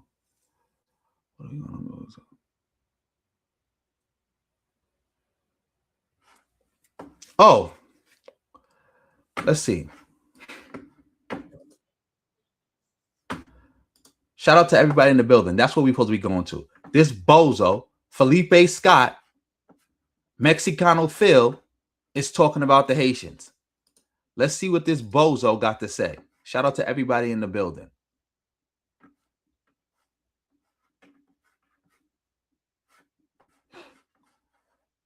Shout out to everybody in the building. You already know. Shout out to those brothers for coming through. Shout out to them for coming through. Yeah, let's get to this. Yes, Phil is a grifter to his bone. Shout out to Starbright. I want to go see the Odyssey now too, but just because of that, I want to see the Odyssey. I'm definitely supporting that lady who did her own translation. I'm definitely buying that. So yeah, let's get into this. Oh, shout out to Julius in the building. Yeah, we're gonna do that after this. I already started the Phil, so we're gonna do this after this. For all you don't know, this is Phil, the bozo, talking about something about a Haitian lying on FBA. But you know, I'm pretty sure the brother ain't lying on FBA. So let's get to this. Well, you know, there's some Haitian people that keep discussing about the ending of temporary protected status. And we know the term temporary means what it means. It doesn't mean forever. It means a short amount of time.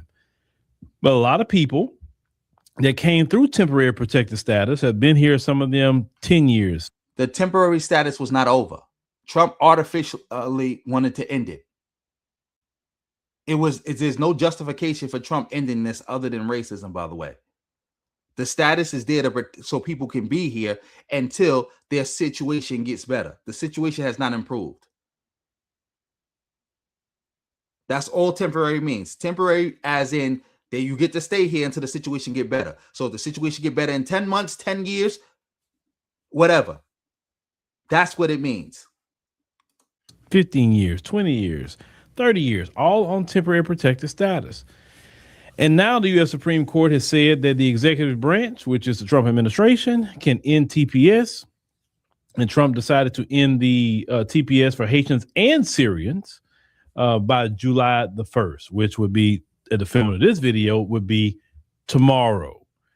But there have been people in the Haitian community making videos, not about that, but making videos about FBA, Foundational Black Americans, okay?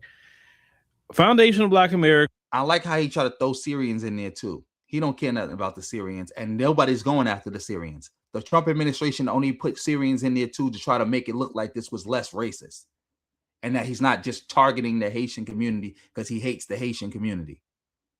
But yeah, let's keep it going. Americans had nothing to do with any of this, okay? Nothing.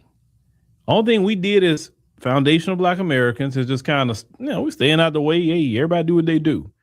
But I want you to watch what this guy says, the real reason why FBA don't like Haitians. It's coming from him. It's not coming from us. Let's go ahead and check that out. The FBA happy that Haitians getting deported. Look, man, one thing about us Haitians, y'all can never say we hated on y'all. I'm saying y'all can say it, but y'all can't really prove it. Y'all can show us not nowhere where Haitians did anything to y'all. You feel me? All I'm hearing is, this one lady said dirty Black American. Yeah, y'all can mention that, but at the end of the day, like, Haitians show you have nothing but love. You know what I'm saying? So one person can't represent the entire nation. You know what I'm saying? Because we ain't never hated on nobody. We're the most loving people that I know. Saying so, at the end of the day, we ain't did nothing to y'all, and I know why a lot of y'all hate us, but we still love y'all, man. I'm saying, but I know it's because the girls love us, so y'all gotta hate. It's all good. I don't love him. No, we don't love. It ain't all good. We hate FBA. FBA is a hate cult. We don't got no love for nobody repping FBA. Shout out to Alex in the building. Yes, Chicago was founded by a Haitian. City of Chicago. One of the top 3 cities in America, founded by a Haitian. Yeah. FBA just hating on Haitians for no reasons. Haitians have never done anything. In fact, the reason why they hate Haitians so much is because white supremacy hate Haitians so much. Remember, Haitians are the most hated group of Black people. They're the most hated group of Black people. White people are still mad about Haitians freeing themselves on their own terms. They still mad about that. They still mad about that. So yeah, that's the reason why FBA goes so hard, because they gotta please master. You gotta please master. But yeah, let's keep it going. I don't know what you mean by FBA, but matter of fact, yes, there are women who was in the FBA hate cult who got exposed for dating Haitians, having kids by Haitian dudes, and all that. Yeah, it's a bunch of them. One of the biggest voices in the FBA, in the FBA community, hate cult. She said she was Haitian at one point. She was repping Haiti. Because I think her boyfriend was Haitian, or her father, or her kid's father was Haitian, or even her father was Haitian. But yeah, let's keep it going. Let me get this straight. First of all, it's comical. Black Americans, FBA in particular. I'm happy he's separate. You just heard him. We got to bring that back. He said Black Americans, FBA in particular. You heard him. You heard Philip Scott say it. He separated FBA from Black American. Let's do it. First of all, it's comical. Black Americans, FBA in particular, hate Haitians because y'all getting girls. Well, what about the women who are FBA? They're not hating on you because of that. If they like men, that is the most silly and asinine thing you can say, sir. Now, let me give you some truth. When we wake up in the morning as Black Americans, we're not thinking about any Haitians. I'll be honest with you. We're not. That's not on the top of our mind. When we wake up in the morning, we're not thinking about TPS. We're not thinking about anything. We're thinking about how our day's going to go, going to work, got to pay these bills, deal with these kids if we got them. You know, maybe the dog, the cat, with anything else that you have, right? You think about those things. You know, what's going on with your wife, your husband, whatever the case may be. No, that's not what we're thinking about as Haitians. When we have conversations among each other, we're not even laughing at you. Okay? We're not. We're living our lives because we have a lot going on here. Stop trying to you just separated Black American from FBA. So keep that same energy. FBA is definitely attacking Haitians. They're definitely thinking about Haitians. That's all FBA does is wake up in the morning and think about Black immigrants and how to hate on them and how to glaze the white man. That's all FBA think about. That's all FBA think about. Maybe you, even though you're FBA, that's not what you think about because you're a grifter. Who else gonna make sure that your Mexican daughter, your Mexican stepkids is well taken care of? Who else gonna make sure they well taken care of? Who else gonna give them $1 million lifestyle but you? For all you don't know, Phil trashed Black women till you can't trash them no more, and then trash them some more. But he turned around and got married to a Mexican who was a single mother. Remember, Phil used to be on that gender warring, Black women ain't this, Black women ain't that, don't date single mothers this, and don't do this and do that, just for him to turn around and be in a relationship with a Mexican single mother. And he takes care of her kids like they're his own. Takes care of those kids like they're his own. But we don't let him keep talking. Here in this United States of America. Another thing, sir, is that you don't occupy our time like that, and we don't have no hate for nobody. That's the thing. We don't have no hate for nobody because we had hatred. Trust me, you would know. Now, people online leaving comments to you and talking about, you say they celebrating that you being deported. How do you know that's even Black people? You don't even know. But let's say if it is, they could talk all. Oh, wait, time out. So you talking about how do we know? So people don't know Tariq Nasheed? So you acting like the majority of the FBA hate that people are receiving, there isn't like a leadership to it. Like it's not personalities. It's not just out of nowhere. They just received a bunch of random comments on the internet from faceless profiles. We got people like yourself, Tariq Nasheed, and a whole host of others on the internet pushing this. That's who people are talking about. Day long.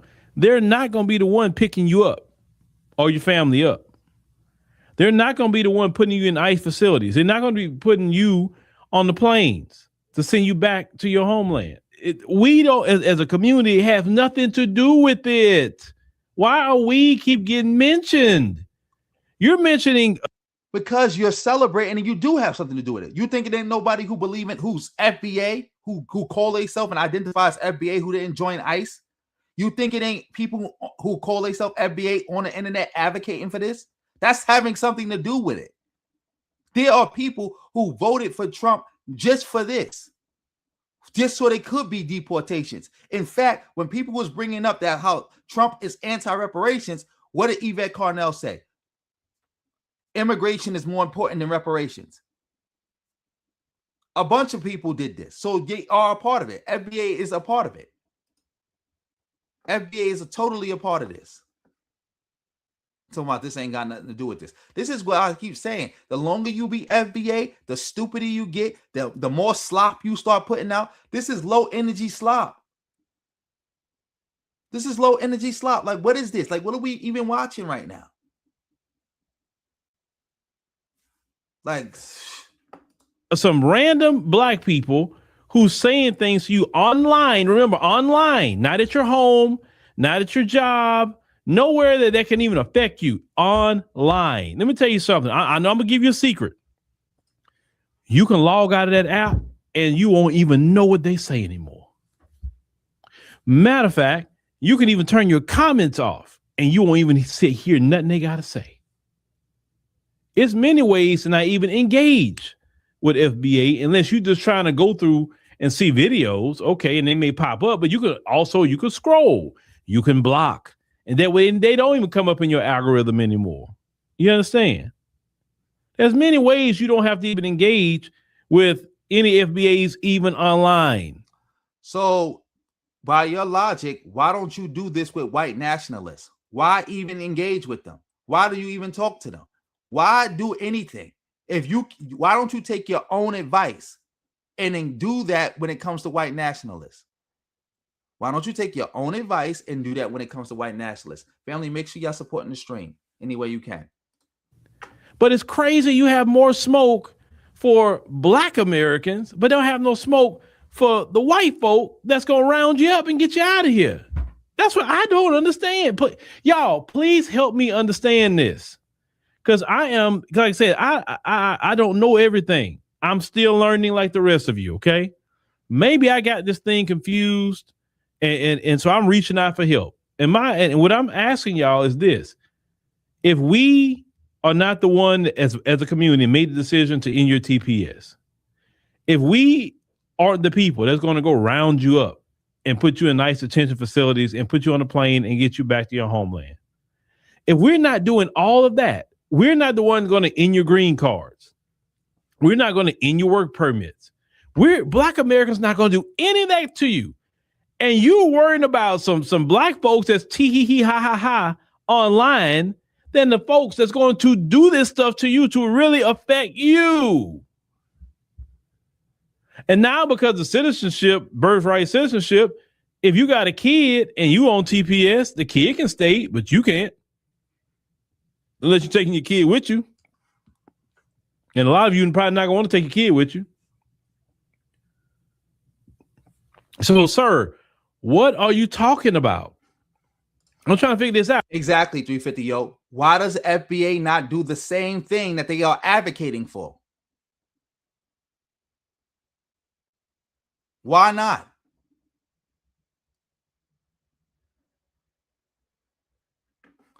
Why not? Oh, shout out to Fahima in the building. I just saw something. Let me see something. He said.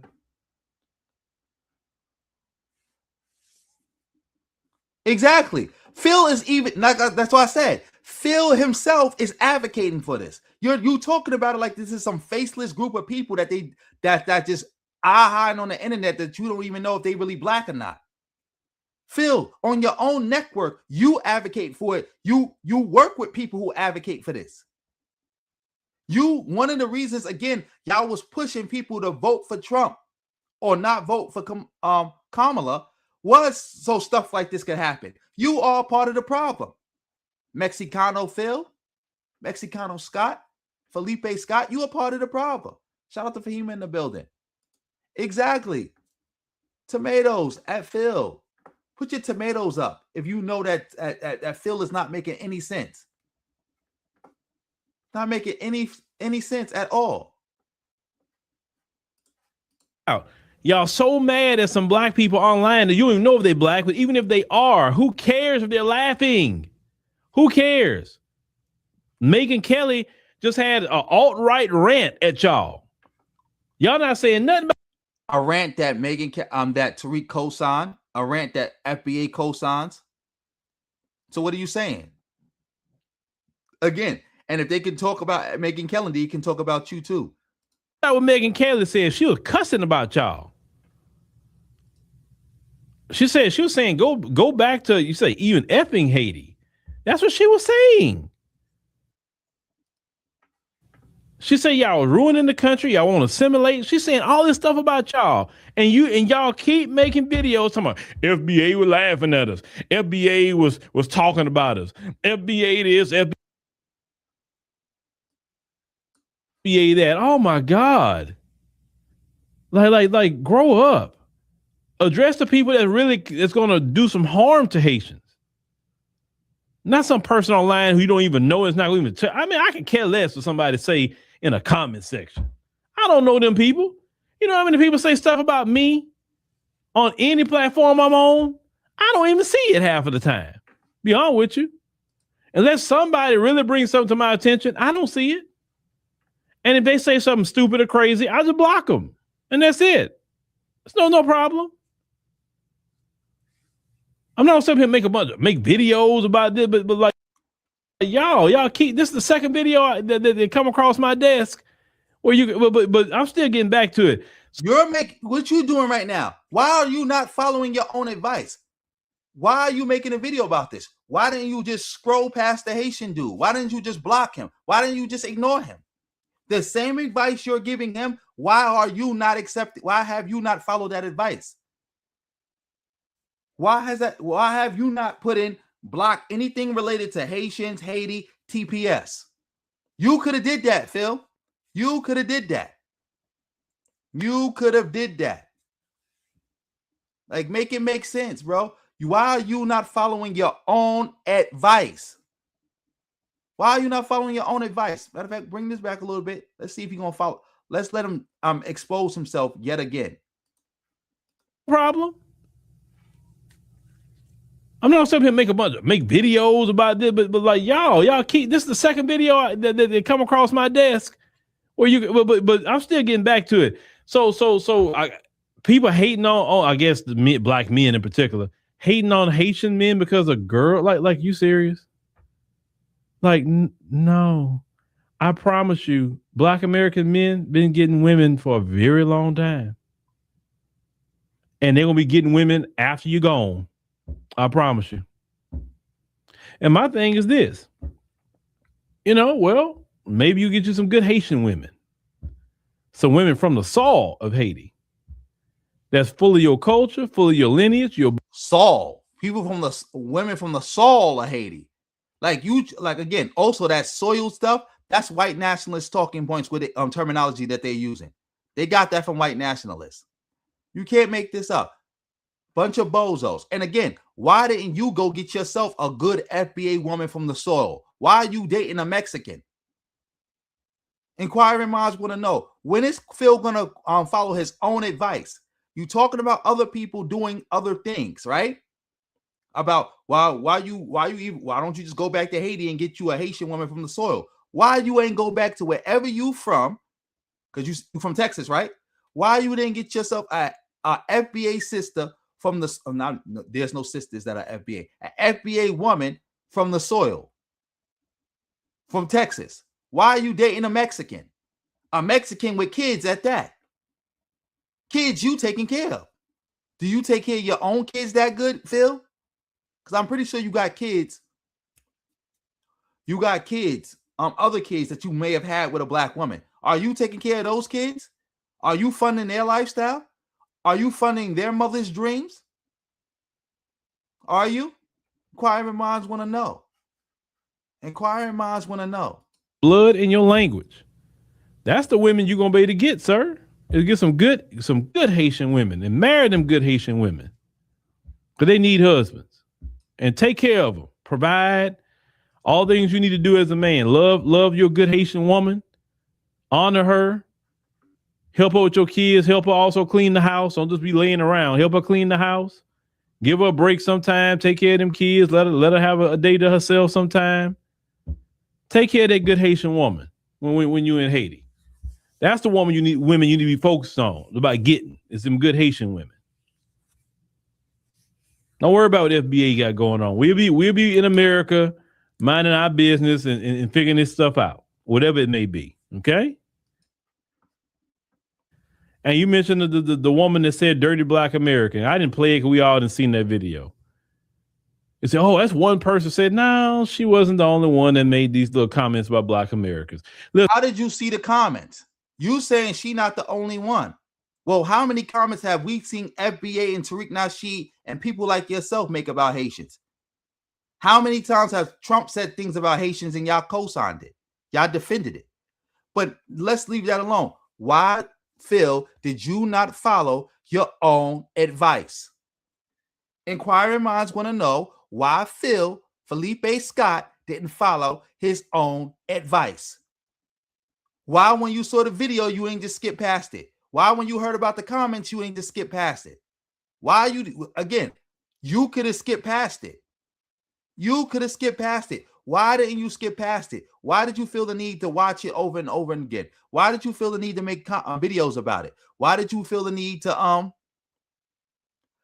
check comments? I thought you said you don't check comments. I thought you said you don't care about that. I thought you said you was too busy living your life.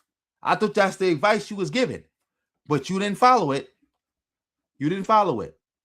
Listen, we're not that silly to react a certain way because of one person. No. You are that silly. Tomas, you not that silly to react that way because of one person. Because if you're not that silly, then you would know that even if you found 100 comments, though, that's what you would call anecdotes. Those are anecdotes. You have to find the analytics.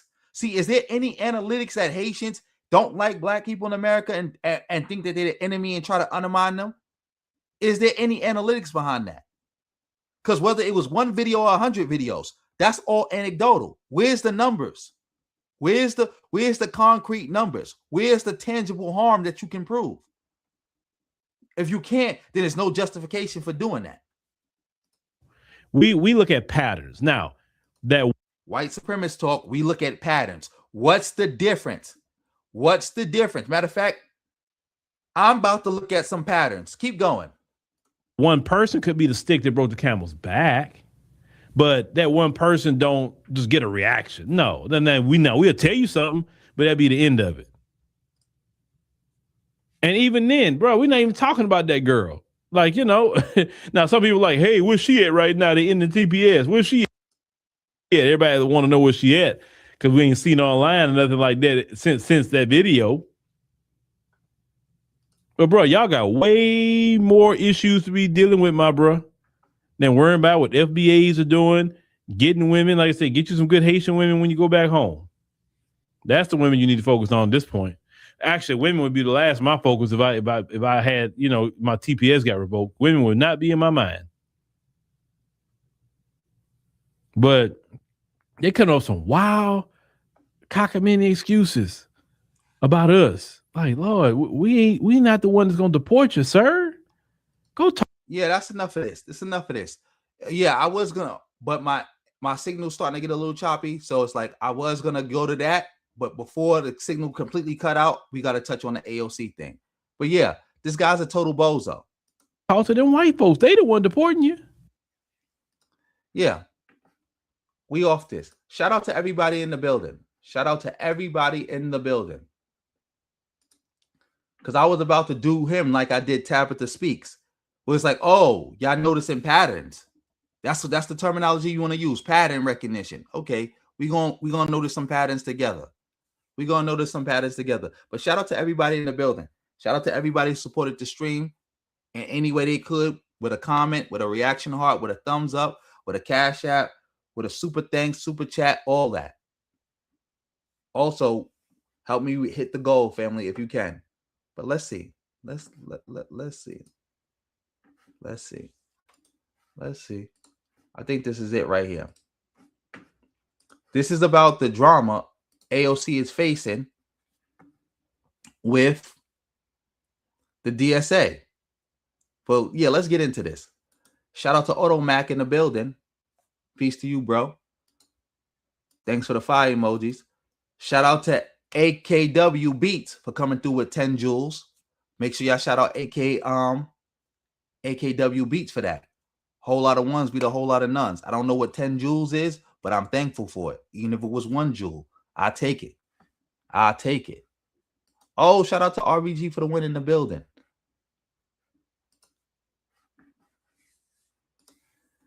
Oh, shout out to Justin March. Yes, got me one step closer to the goal. Much appreciated. Thank you for the 2. Thank you for the 2. Whole lot of ones beat a whole lot of nuns any day of the week. But yeah, let's get into this. Let's get into this. Let's get into this. Let's see what Vosh got to say about the DSA drama concerning AOC. And I'm pretty sure it's going to vindicate me.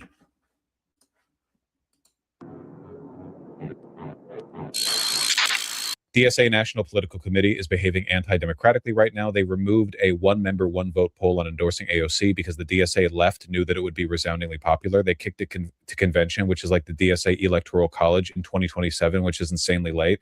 That's pretty funny. So, I mean... You know what's so funny about that?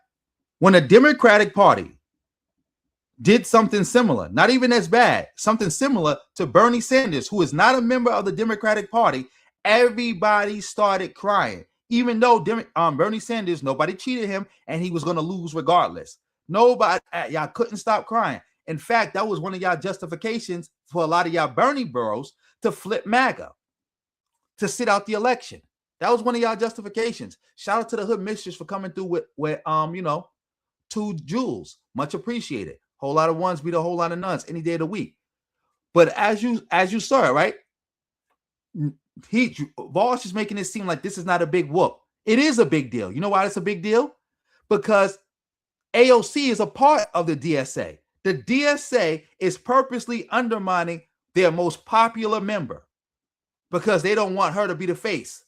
Because like I told you, the DSA is a bunch of white people who want people like Graham Plattner. The only reason they support an AOC, a DAC, and a Mondani is because it's New York, and that's the only thing that's going to work. A Graham Plattner could never work in New York. But for the rest of the country, just like we've seen in Maine, Graham Plattner is the model. It's what they want. That's another reason why they switched the rules. So AOC, their most popular politician, can't be the face of it. Can't be the front runner. Can't do it. And now it's no big whoop. Again, when the Democrats did with the super delegates with Hillary Clinton, they act like it was the end of the world, even though Bernie Sanders was already losing and he was going to lose. It was the end of the world. And again, Bernie Sanders is not a part of the Democratic Party. So he shouldn't even be entitled to even run inside of the Democratic Party to begin with. But yeah, let's keep this going. Let me see. Shout out to Bold and Understanding for coming through with the 5.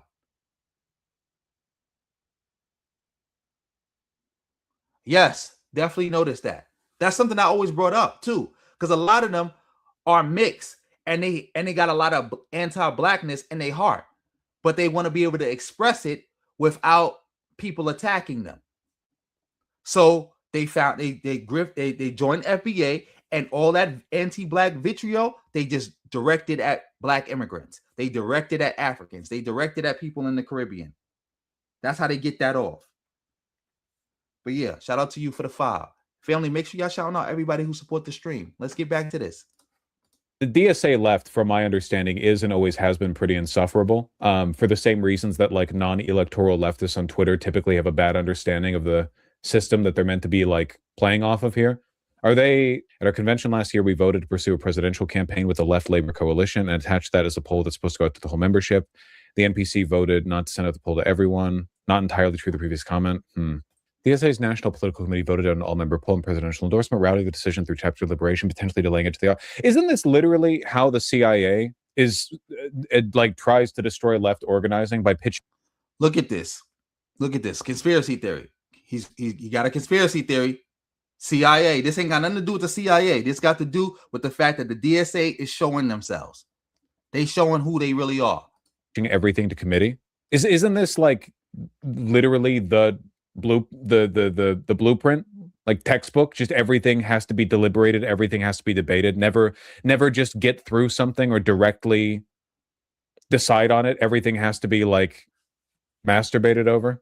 That was a very inaccurate portrait. The DSA left is hostile to AOC, but instead of a national poll, they're kicking it to chapter polls that might disenfranchise less active members, but the decision to endorse or wait for the convention hasn't been decided.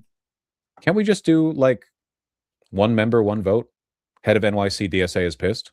What? Over this? This is a different thing. Oh, no, wait. That's a different link. Sorry. Sorry about that. Let me see. Is this Prince? Yeah, he's not a part of the Democratic Party. To be a Democrat, you have to be a member of the Democratic Party. He's not a Democrat. In fact, he got his seat running against a Democrat. He got his seat running as a what you call it? As an independent. He's not a Democrat. being in coalition with the Democrats don't make you a Democrat. See, we can be in coalition. That don't mean I am you and you is me. That's all.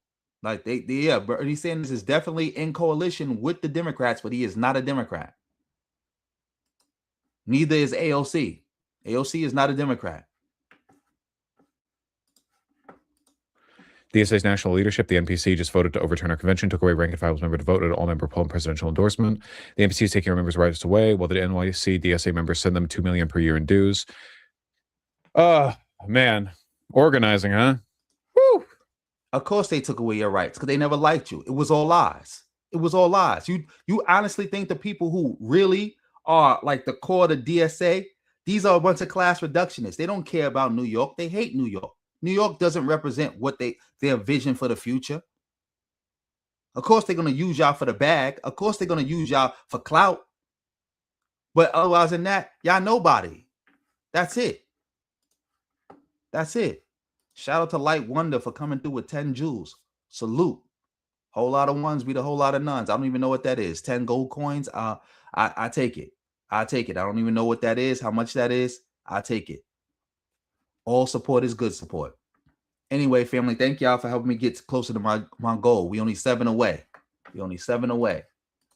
Drama. I mean, it's pretty important. The DSA is literally like right now the light of American democracy. They do touch on this in Disco Elysium. That is. Oh, look at that.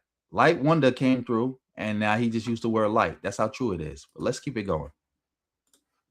It's true. Gustavo's lying. Good to see the dramas taking place here in my chat as well. The co-authors of the resolution containing a national poll say there was no requirement to do it. Okay. So what's the problem with one member, one vote? Exactly. The right wants an all-member poll online. The left wants a bigger debate in the question. There isn't a serious opposition to endorsing AOC. Why involve the debate? None other than it would disempower ultra-leftists. Yeah, who want to go up on stage and ramble because that's all they fucking do. They just want to talk and have people listen to them. The whole point of being like left DSA is forcing people to listen to you and then being ignored. That's the whole point. Why not just put it to a damn vote and move on? Is that their fetish, being listened to and then ignored? I mean, that's the fetish of every leftist. It's just like to varying extents. You know, these guys are the leftists. I consider myself a leftist, but like, holy shit, they hold up the debates. My contention with one member, one vote is that it makes deliberation extremely low quality. These sorts of important decisions should be made in moderated spaces where everyone's forced to be respectful and reasonable instead of Hitler.com. But like, hold on. Moderated forums aren't respectful and reasonable at all. They're masturbatory. The idea that like imposing an art, you're doing like the Dem argument. The idea that like imposing an environment of civility on the discussion improves the quality of the discourse. I disagree. I think that democracy is messy and you have to like hit people with a stick, you know?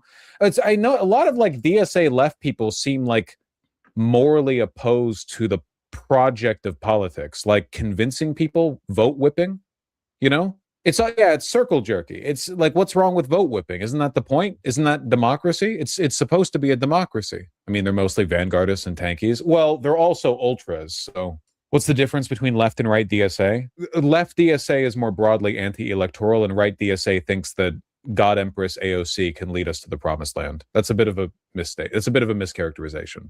That's an extreme mischaracterization. But I'm saying it anyway. Like, this is exactly what I mean. Look at this. No one's reading this shit. I'm not reading it. Good Lord. Vosh embodying the illiteracy right now. No. I disagree with this for the same reason I disagree with forcing people to say yes to EULAs, right? Like terms and service agreements or whatever. I think that you should make arguments for or against the thing, and then you should vote on it. The problem is that if technocratic organizations are allowed to turn like this, everything turns into like Discord moderator stewardship, where like popular issues get reduced into the discourse between the most online people imaginable who have nothing better to do with their time than argue.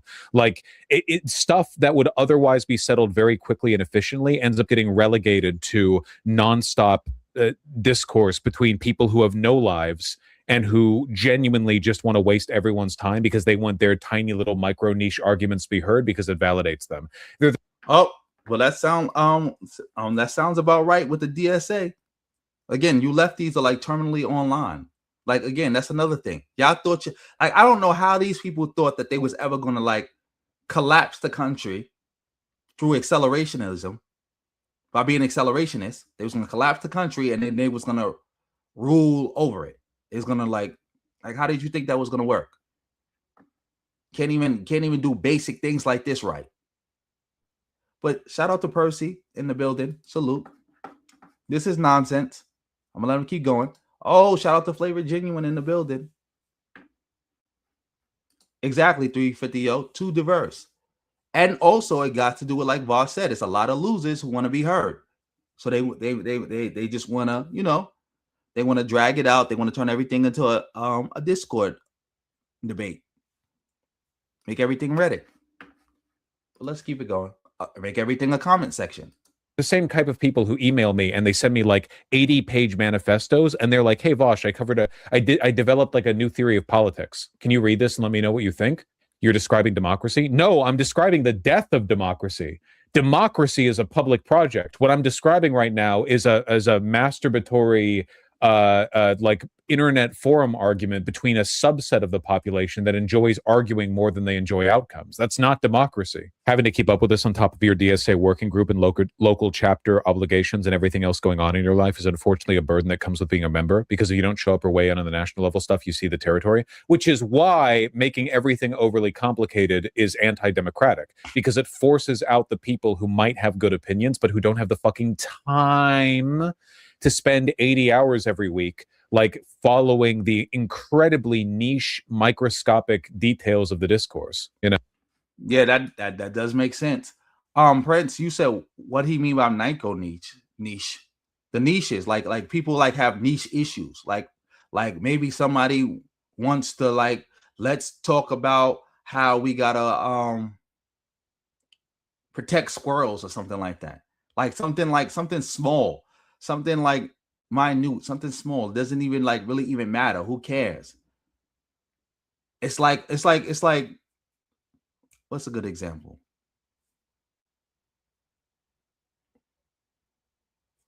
I don't even got a good example, but it's something like nonsensical that doesn't matter. It's like debating about, I don't even have a good example.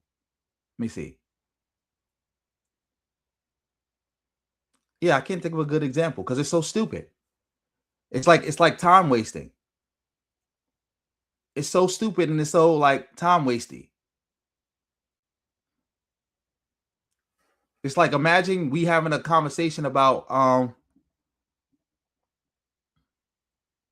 can't even think of a good example. I can't. It's just stupid. Shout out to Flavor Genuine. He said he just renewed his membership. Family, you can get your own membership if you go hit that join button. Salute to you, bro. Thank you for doing that. Much appreciated. Much appreciated. But yeah, it's something stupid.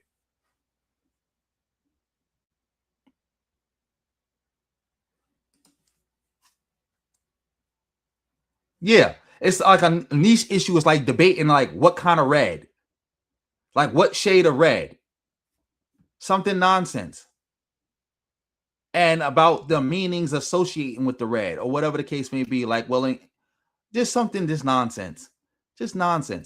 Yes, definitely a W on his part. Shout out to Flavor Genuine again. Everybody salute him for renewing his membership. Make sure y'all get your own memberships and make sure y'all renew them. And if Justin March or anybody else gifted you a membership, make sure you renew that too. But yeah, let's get back to this. Because it's like, yeah, that was kind of like trying to think of an example. Couldn't really do it. No? Like, this isn't politics as far as I'm concerned. The fucked up thing is a lot of this shit's probably true. It just doesn't matter. It is complicated. No one's making it overly complicated. You really don't think anyone involved here from the DSA left is making things overly complicated? There's a concern AOC might not uphold the DSA program. Yeah, but shouldn't that be settled in the vote? As a full-time worker, it feels like some of my DSA comrades are unemployed and have a lot more time to focus on this stuff than I. Yeah, and that's bad. That eventually leads to the org being like disproportionately controlled by the biggest no-lifers. This like destroys political causes. In conclusion, asynchronous voting is not democracy. It is a hollowed-out imitation in the tradition of the bourgeois liberal democracy, a system that cannot verify voters, does not foster deliberation, empowers the well-connected over the many, produces symbolic accountability, fails to develop organizers, and they have, look at this, man. This is over arguing whether they should hold a vote. Do you have any idea how many people you alienate just by framing your arguments this way? They're jerking off as they write this. They type this one-handed. I think it's better to move quickly and be right like 90% of the time than it is to hold everything up, be right 100% of the time, but it doesn't matter because you never actually made a decision anyway. Sorry, these are probably good people. It's just like I've experienced so many people like this, and it's genuinely exhausting. DSA's NPC votes against all-member polling, raising the question, what does democracy look like? I remember organizing with these types of people, great folks, but never doing that again.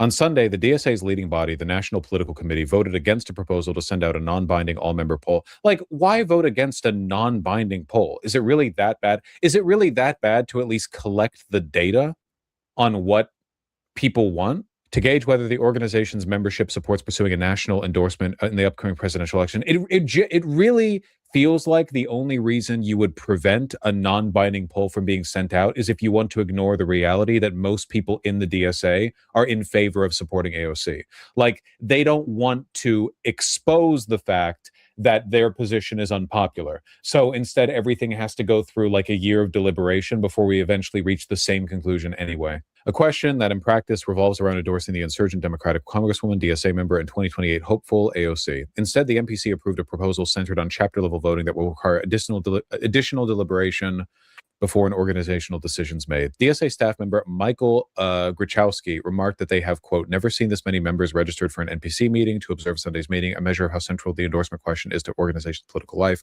Ultimately, the result was a vote to postpone the question, potentially until the August 2027 convention, really more than a year out.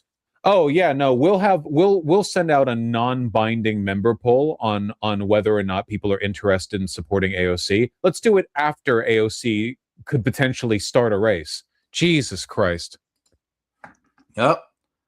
Again, it's because they don't want AOC. Nobody's this stupid. Yeah, it's a lot of clout chasing in it. Yeah, it's a lot of I want to be seen, I want to be heard. But yes, it's a lot of racism in it. No, we're not stupid. Shout out to RBG for the win, for coming through with the 199 sticker. Whole lot of ones beat a whole lot of nuns any day of the week. Much appreciated, bro. Much appreciated. Thank you for all your support. But that's what this ultimately comes down to. Many critics have noted such delay could cost precious time to mobilize mass energy around AOC's anticipated presidential run, and that the organization must be prepared ahead of time to endorse her as soon as her campaign formally begins. The poll would likely lead to a strong majority for AOC, which may be exactly why certain elements in the NPC who are opposed to endorsing her also oppose the poll. So this is literally anti-democratic. You all realize that, right? The refusal to solicit people's opinions in a non-binding poll means you don't want to hear it's like how the Democratic Party didn't do polling on whether or not people's positions on Gaza kept them from voting for Kamala Harris. They understand that the public opinion will make them look really bad, so they don't even want to solicit the public opinion. This is the makeup of the NPC, by the way. The left DSA is dominant, which explains why they don't want to allow members to vote. Yep. The committee is made up of 27 members, and half the slots are reserved for women. How progressive. They probably resent the fact that the organization's been flooded with a bunch of right DSA. We're going to end up with a Vanguard Party situation again. What would your opinion on this be? An endorsement of AOC? I don't even like AOC. But blocking a non-binding poll until 2027 is psychotic. It's anti-democratic. It does nothing but foster resentment and hold up the organization and disenfranchise the vast majority of the people in the party, because the left DSA just doesn't want to be reminded that they have a glut of new right DSA members who came in following their success with Mamdani.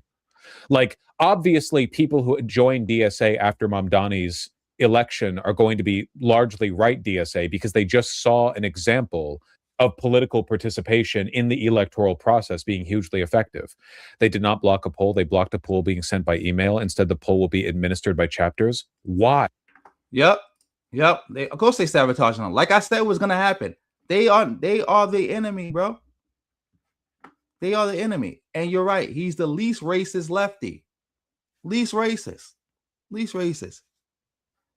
You said you knew here. Why are we listening to Vosh? We listening to Vosh because this is important. This is about vindicating me about what I said about these lefties and how they're really just a bunch of class reductionists. And they feel the same way about black identity politics as the conservatives. So they are the enemy. You're welcome. Let's keep it going. It's non-binding. They're just soliciting opinions. Also, they're potentially blocking it till after an August 2027 convention discussion. That's blocking the poll. Unless I'm misunderstanding this, are you saying that like it's known that they would send out the poll within like a couple of weeks or months or something? Like what if it's potentially delayed until August 2027? It seems like that discussion is just not going to be had in time. What could have been an opportunity to involve mass membership and take a proactive, prepared approach to what could have been the most important race in DSA's history instead resulted in widespread membership frustration with the organization's ability to adequately meet the 2028 moment. No, the convention will be for endorsement. The polls will happen beforehand. They want to make the decision to endorse at convention. Well, that might be too late. August 2027 is going to be after campaigning kicks off, for one. And for two, like, when will the poll be sent out then? Historically, presidential candidates have declared their candidacy at the beginning of the year prior to the election. This means that if AOC were to declare her candidacy in January or February of 2027 and DSA were to wait until the convention, there would be at least 6 months between the commencement of her campaign and DSA's formal involvement. Such a gap may result in the introduction of opportunistic political actors to guide the affairs of her campaign in less than desirable directions from the perspective of organized socialism, isolating DSA from political moment. It's obviously a strategic mistake to wait until August 2027 for the endorsement. If they endorse, which they probably will. You think DSA endorses AOC over Ro Khanna? Yeah, I mean, AOC is like a member, or at least heavily associated. This will also slow down any endorsement outside of her too.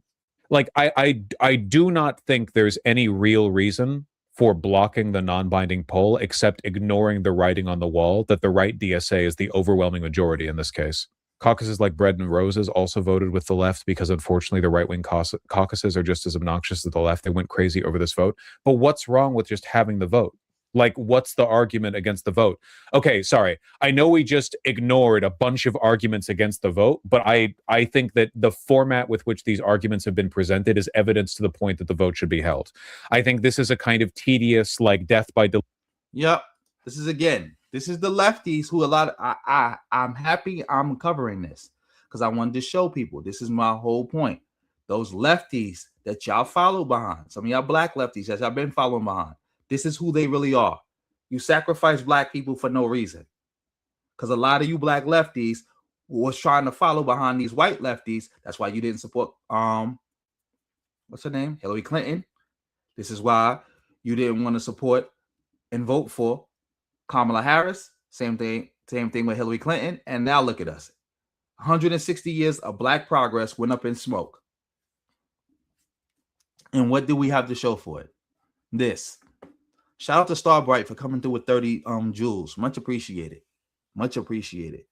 Everybody shout out everybody who's make sure y'all shouting out the people supporting the stream. Make sure y'all saluting them.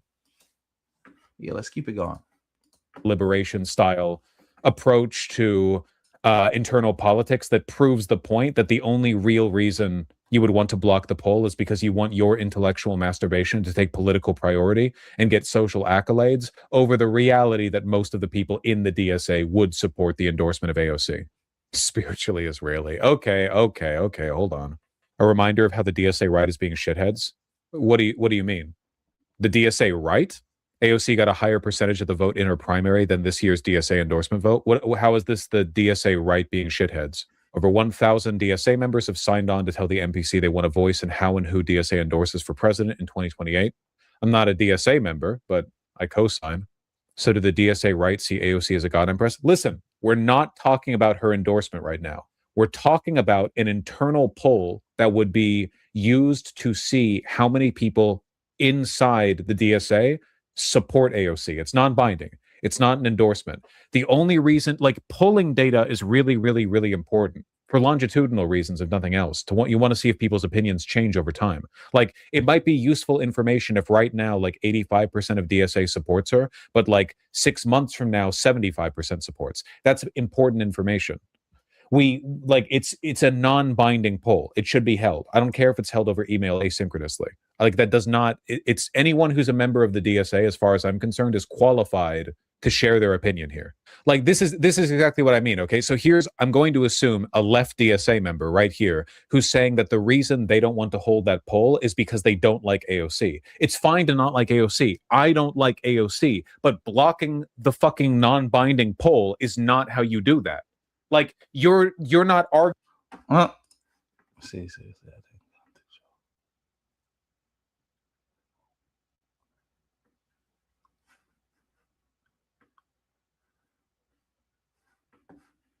What do you mean? Ain't about that. First of all, I'm black. I don't know if you know this. I do black identity politics. The Democratic Party is not the same as the Republican Party or none of the other lefties. For the last 60 years, all black progress has come via the Democratic Party. Like, let's not play games here. It's come via the Democratic Party. The highest standard of living black people have ever had in this country came via the Democratic Party. If you add up everybody else's standard, or every other generation of black people standard of living and opportunities and rights and privileges compared to where we was at when, let's say, when Barack Obama was president or even Joe Biden was president, it's higher than everything else combined. Higher than everything else combined. So we will not allow this Democrat, Republican, same side of the two bird. No, white people can talk like that. That's cool. Other groups want to talk like that. That's cool. But as a black person, I cannot talk like that. I cannot talk like that. Like that's what it is.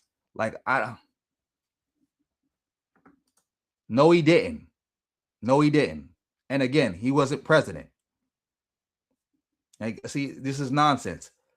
What you're talking about is the 94 crime bill. A 94 crime bill that the Democrats had the best version. Again, there was going to see, you're stupid. Matter of fact, I don't mean to call you stupid, but again, you're uninformed. There was going to be a crime bill in 94.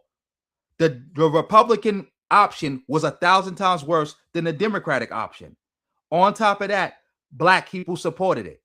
This is again the nonsense. Black people supported it.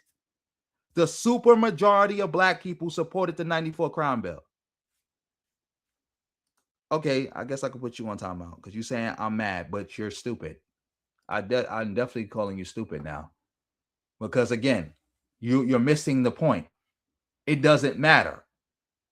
What would the Republican option was worse. And again, all black progress has come via the Democratic Party. It wouldn't matter to me if I gave the Democrats score on black people an overall 87. I'm not gonna make the good the enemy of the perfect. Who cares? Because the Republican score is negative 2,000. If I gotta choose between negative 2,000 and 87, I'm taking the 87. If I gotta choose between negative 2,000 and 7, I'm taking the 7. It's just that simple. This whole both parties are equally bad. I don't remember the Democratic Party trying to stop black people from getting reparations. I don't remember the Democratic Party wiping out black representation. I don't remember the Democratic Party pushing Project 2025. I don't remember none of this. I don't remember the Democratic Party putting open white nationalists in positions of power to do racist things. I don't remember the Democratic Party taking the civil rights W's and trying to use them to attack black people. I don't remember the Democratic Party being anti-DEI. I don't remember none of this. I don't. But if you got something to say, let me know. Inquiring minds want to know. I put you on timeout a little bit because you was trying to troll, and I wasn't doing that. But you can come back and let us know. Leah, let's keep going. Arguing against the endorsement of AOC. If you were just arguing that, you would simply vote no on the poll that gets sent out. You're trying to argue nobody else should get to say what their opinion is. This is DNC shit. It's the same. It's how you subvert a democratic movement by subjecting it to the whims of an insular technocratic elite who think that. Nope, this is not DNC shit. Wrong. This is DSA shit. This is what y'all doing. DSA. This ain't got nothing to do with the Democratic Party. Y'all was mad because the Democrats didn't let y'all come in and troll. That's basically what y'all was doing with Bernie Sanders. It was trolling. Wasn't serious, and you're mad. Shout out to Starbright for coming through with the $9.99. Much appreciated. Help me get one more step closer to my goal. Make sure everybody shout out Starbright. Came through with some jewels and now came through with a super chat. Much appreciated. Let's keep it going. They know better. It's Vanguard shit. But a lot of these people like Vanguard shit. The claim that asynchronous voting is more democratic or more representative fails under scrutiny. In practice, asynchronous voting empowers those with access to resources at the expense of those without. Under asynchronous voting, the number of online voters could be 2 or 3 times the number of meeting attendees. This is literally self-contradictory. The idea that asynchronous voting allows more people to participate is the opposite of arguing that asynchronous voting benefits the people with more resources.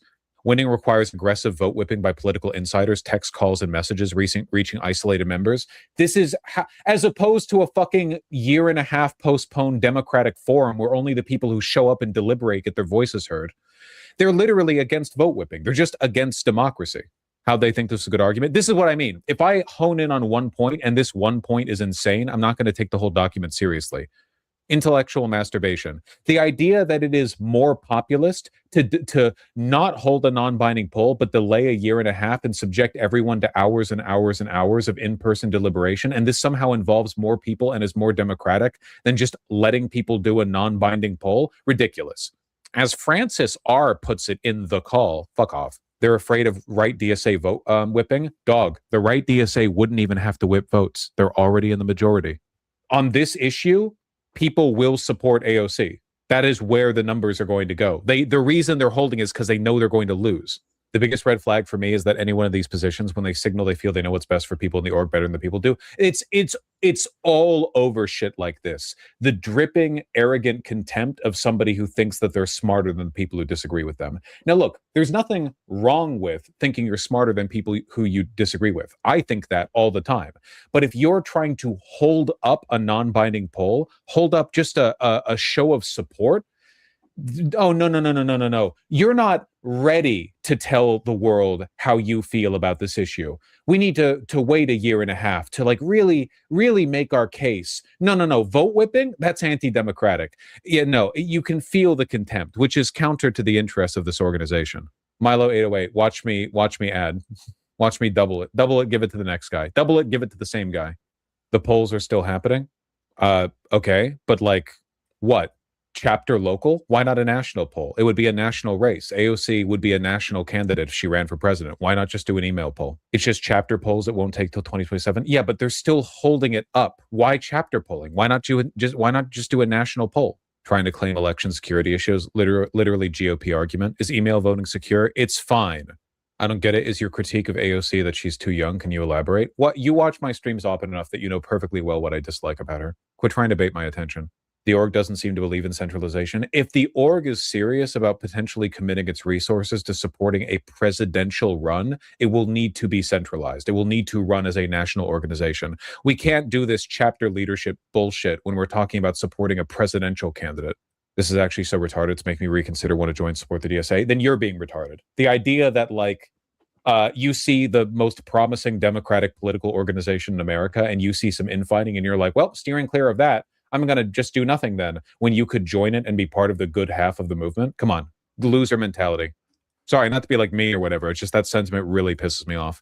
Ro Khanna or AOC, who's your pick? Ro Khanna. But if the DSA throws their weight behind AOC, we'll see how it goes in the primaries, and I might support her. I would certainly vote for AOC if she ended up being the general pick against whatever, JD Vance. AOC is definitely to the left of Ro Khanna. I just feel like Ro Khanna, A, would probably have a better shot, maybe. And B, I feel like Ro Khanna has more balls. Ro Khanna has bigger stones. You should join it where they crucify you. I like the DSA. I advocate for people to join it, but my joining it would literally just cause infighting. Like literally, a ton of the people in the DSA hate me. I do not think my joining would be good for the DSA. It would cause problems, which is unfortunate. Just joined DSA, went to a new member orientation this past weekend. Nice, yeah. It's a real group. It's a real organization. It really runs. I mean, you could just join privately and pay dues. I'm a public figure. I would not. I'm not only am I a public figure. My name, not my real name, my online handle is probably known to a significant number of people in the DSA. There wouldn't really be a point to me joining if I'm just pitching $5 a month or something. Like, I would be found out. It would be like, there's no being a quiet. Yeah, this is dumb. The DSA is dumb. The lefties are dumb. They can't do anything right, and they criticize the Democratic Party. Like another L for the lefties. Another L for the lefties. I'm gonna let him finish this up, but I just wanted to show y'all this. Another L for the lefties. They can't do anything right. Remember, they'd call me out. There'd be people arguing to have my expulsion put on the. Excuse me. They can't do anything constructive right. Like, again, they can destroy something. They can get you to convince you not to go against your best interest. They can convince you to go against your best interest. They can do that. But as far as doing something right, nah. They would genuinely, there would be like initiatives, waste a lot of people's time. Don't mention me if you join the DSA. Well, all right. I guess I'm with the right DSA on this. I'm usually with the right DSA for the most part. Not even because I like AOC. I don't like AOC. Just you have to do something. It's like when you're in a group and nobody can decide what restaurant to go to. It's better to go to a restaurant that's kind of mid than for nobody to ever go to a restaurant because everyone was just stuck deliberating forever. Forward motion is always good. You want to always be moving forward and refine the angle. Refine the angle of your movement. You don't want to stop and deliberate forever. I don't know, Connor. If your membership card got lost, you should fucking email them for sure. Framing it as right versus left DSA feels like it poisons the well, and which position is better as a leftist. I agree. I feel like the left versus right DSA was obviously made up by the left DSA. Like that's good. That's smart. That's smart. Technically true, but obviously semantically, people are going to frame the right within the DSA as the bad ones because the DSA is a leftist organization. It would probably be better to say electoral versus non-electoral DSA, but even that's a simplification. Of course, right and left DSA are simplifications too. So it's not like you're, obscuring meaning if you do that. Not left, not right, but forward. Exactly. All right, that was enough of that. I just wanted to get that out the way. Shout out to everybody in the building, just to prove my point on that. But yeah, it's late. I gotta go. But before we go, we're gonna do this. I was gonna save this, but I feel like I should do this now. Shout out to everybody in the building. Matter of fact, my audio cut out. Matter of fact, we're gonna save this. That's right. I should save it. I just thought about it. Yes, I should save it. So yeah, family, we about to wrap this up. I'm gonna start. I'm making it my business to get home as fast as I can, and I want to start at 6:30 tomorrow. 6 o'clock, 6:30. But anyway, let me end this here. Family, thanks everybody who came through for supporting any way they could. Much appreciated. But now we got to do our shout outs. Shout out to Milton for coming through with the 10, setting it off with the 10. Shout out to Damu Dino for coming through on the Cash App with the 25. Much appreciated. Family, if you want to support the stream, best way to do it, PayPal, Cash App, Venmo. I take it all. A whole lot of ones beat a whole lot of nuns. And you can tell me whether you want a shout out or not. And you could tell me like, hey, I want you to read the comment. Hey, shout me out. Hey, say the amount. Hey, don't say the amount. Hey, just don't say my name. Whatever the case may be, just let me know. Shout out to East Coast Kev for coming through with a 5. Much appreciated. One of my long-term moderators. Shout out to McKinsley for coming through with the Canadian 2. Whole lot of ones beat a whole lot of nuns any day of the week. Shout out to the East Coast Kev for doubling up. Shout out with the 5. Shout out to Milton for doubling up with the 10. Shout out to Justin March, my first moderator, for coming through with the 20 gifted memberships. Family, Justin March gifted you a membership. Make sure you keep it going and make sure you thank him. And make sure you salute everybody who's participated in donating tonight. Shout out to McKinsley for coming through with another Canadian 2. Shout out to the Visionary for coming through with 199. Much appreciated. Shout out to 350 Yo for coming through with 30 jewels. Now I can see gifts up here now. So as you can see, I got the gifts. Shout out to Romario for coming through with the 5. Shout out to Lord of Slaughter for coming through with the 499. Shout out to AKW Beats for coming through with 100 jewels. Shout out to Urban Palmer for coming through with 30 jewels. Shout out to Starbright for coming through with 30 jewels. Shout out to Red Pill Zulu for coming through with 20. Shout out to the Visionary for coming through with the 199. Shout out to AKW Beats for coming through with the 10 jewels. Much appreciated. I don't even know how much that is, but a whole lot of ones beat a whole lot of nuns. I don't even know what jewels do. Shout out to Justin March, first moderator, coming through with the 2, helping me get closer to my goal. Shout out to the Hood Mistress for coming through with 2 jewels. Appreciate it. 100. You already know. Shout out to Bold and Understanding for coming through with the 5. Shout out to Light Wonder for coming through with the 10 gold coins. I don't know if that's different than the jewels, but much appreciated. Shout out to Flavor Genuine for renewing his membership. Much appreciated with that, family. Like I said, keep the memberships going. Shout out to RBG for the win for coming through with the 199 super sticker. Shout out to Starbright for coming through with 30 jewels. And shout out to Starbright again for coming through with $9.99. Much appreciated. Much appreciated. Family, I will see y'all early. I promise I'll try to get here like at least 6:30 so we can make sure everybody's in the building. Shout out to Lee D. Clinton in the building. I saw you sent me a comment. I don't remember what you sent me a comment about, but it was about doing a video on a certain topic. I don't remember. I'm gonna go look for that comment again. But if you can, email me or hit me up on any social media site and let me know. My DMs is always open. Let me know. Shout out to the Black Adam in the building. Shout out to Jackie Thomas in the building. Much appreciated. But yeah, we out of here. And you already know, RBG, red, black, and green. So yes, I'll see y'all at 6 Eastern PM, 6:30, Lord willing. And, you know, on that note, family, we out of here. Peace. And, oh yeah, go subscribe to all my other channels. Go subscribe to all my other channels. I got 3 channels. Go subscribe to all of them. Go subscribe to all of them. It's right here. Go subscribe to all of them. There we go. Oh, I didn't see this comment. Yeah, that 94 crime bill situation was a painful fact, but yeah, it is what it is. Let me get out of here. Oh, yep, copy. So yeah, peace. And also, thanks to everybody who came through with the fire emojis. I gotta say that. Thanks to everybody who came through with the fire emojis. Thanks to everybody who came through with a like. Thanks to everybody who viewed the stream, who shared the stream, everything. All support is good support. If you hit that reaction heart, I appreciate it all. Because remember, I'm outside of the algorithm. The only way to get me back into the algorithm is with engagement. So I appreciate all engagement. Even a regular comment, you just drop in a comment like this, like peace. That helps. Shout out to the Black Adam again. But yeah, I'm out of here. So yeah, peace, everybody.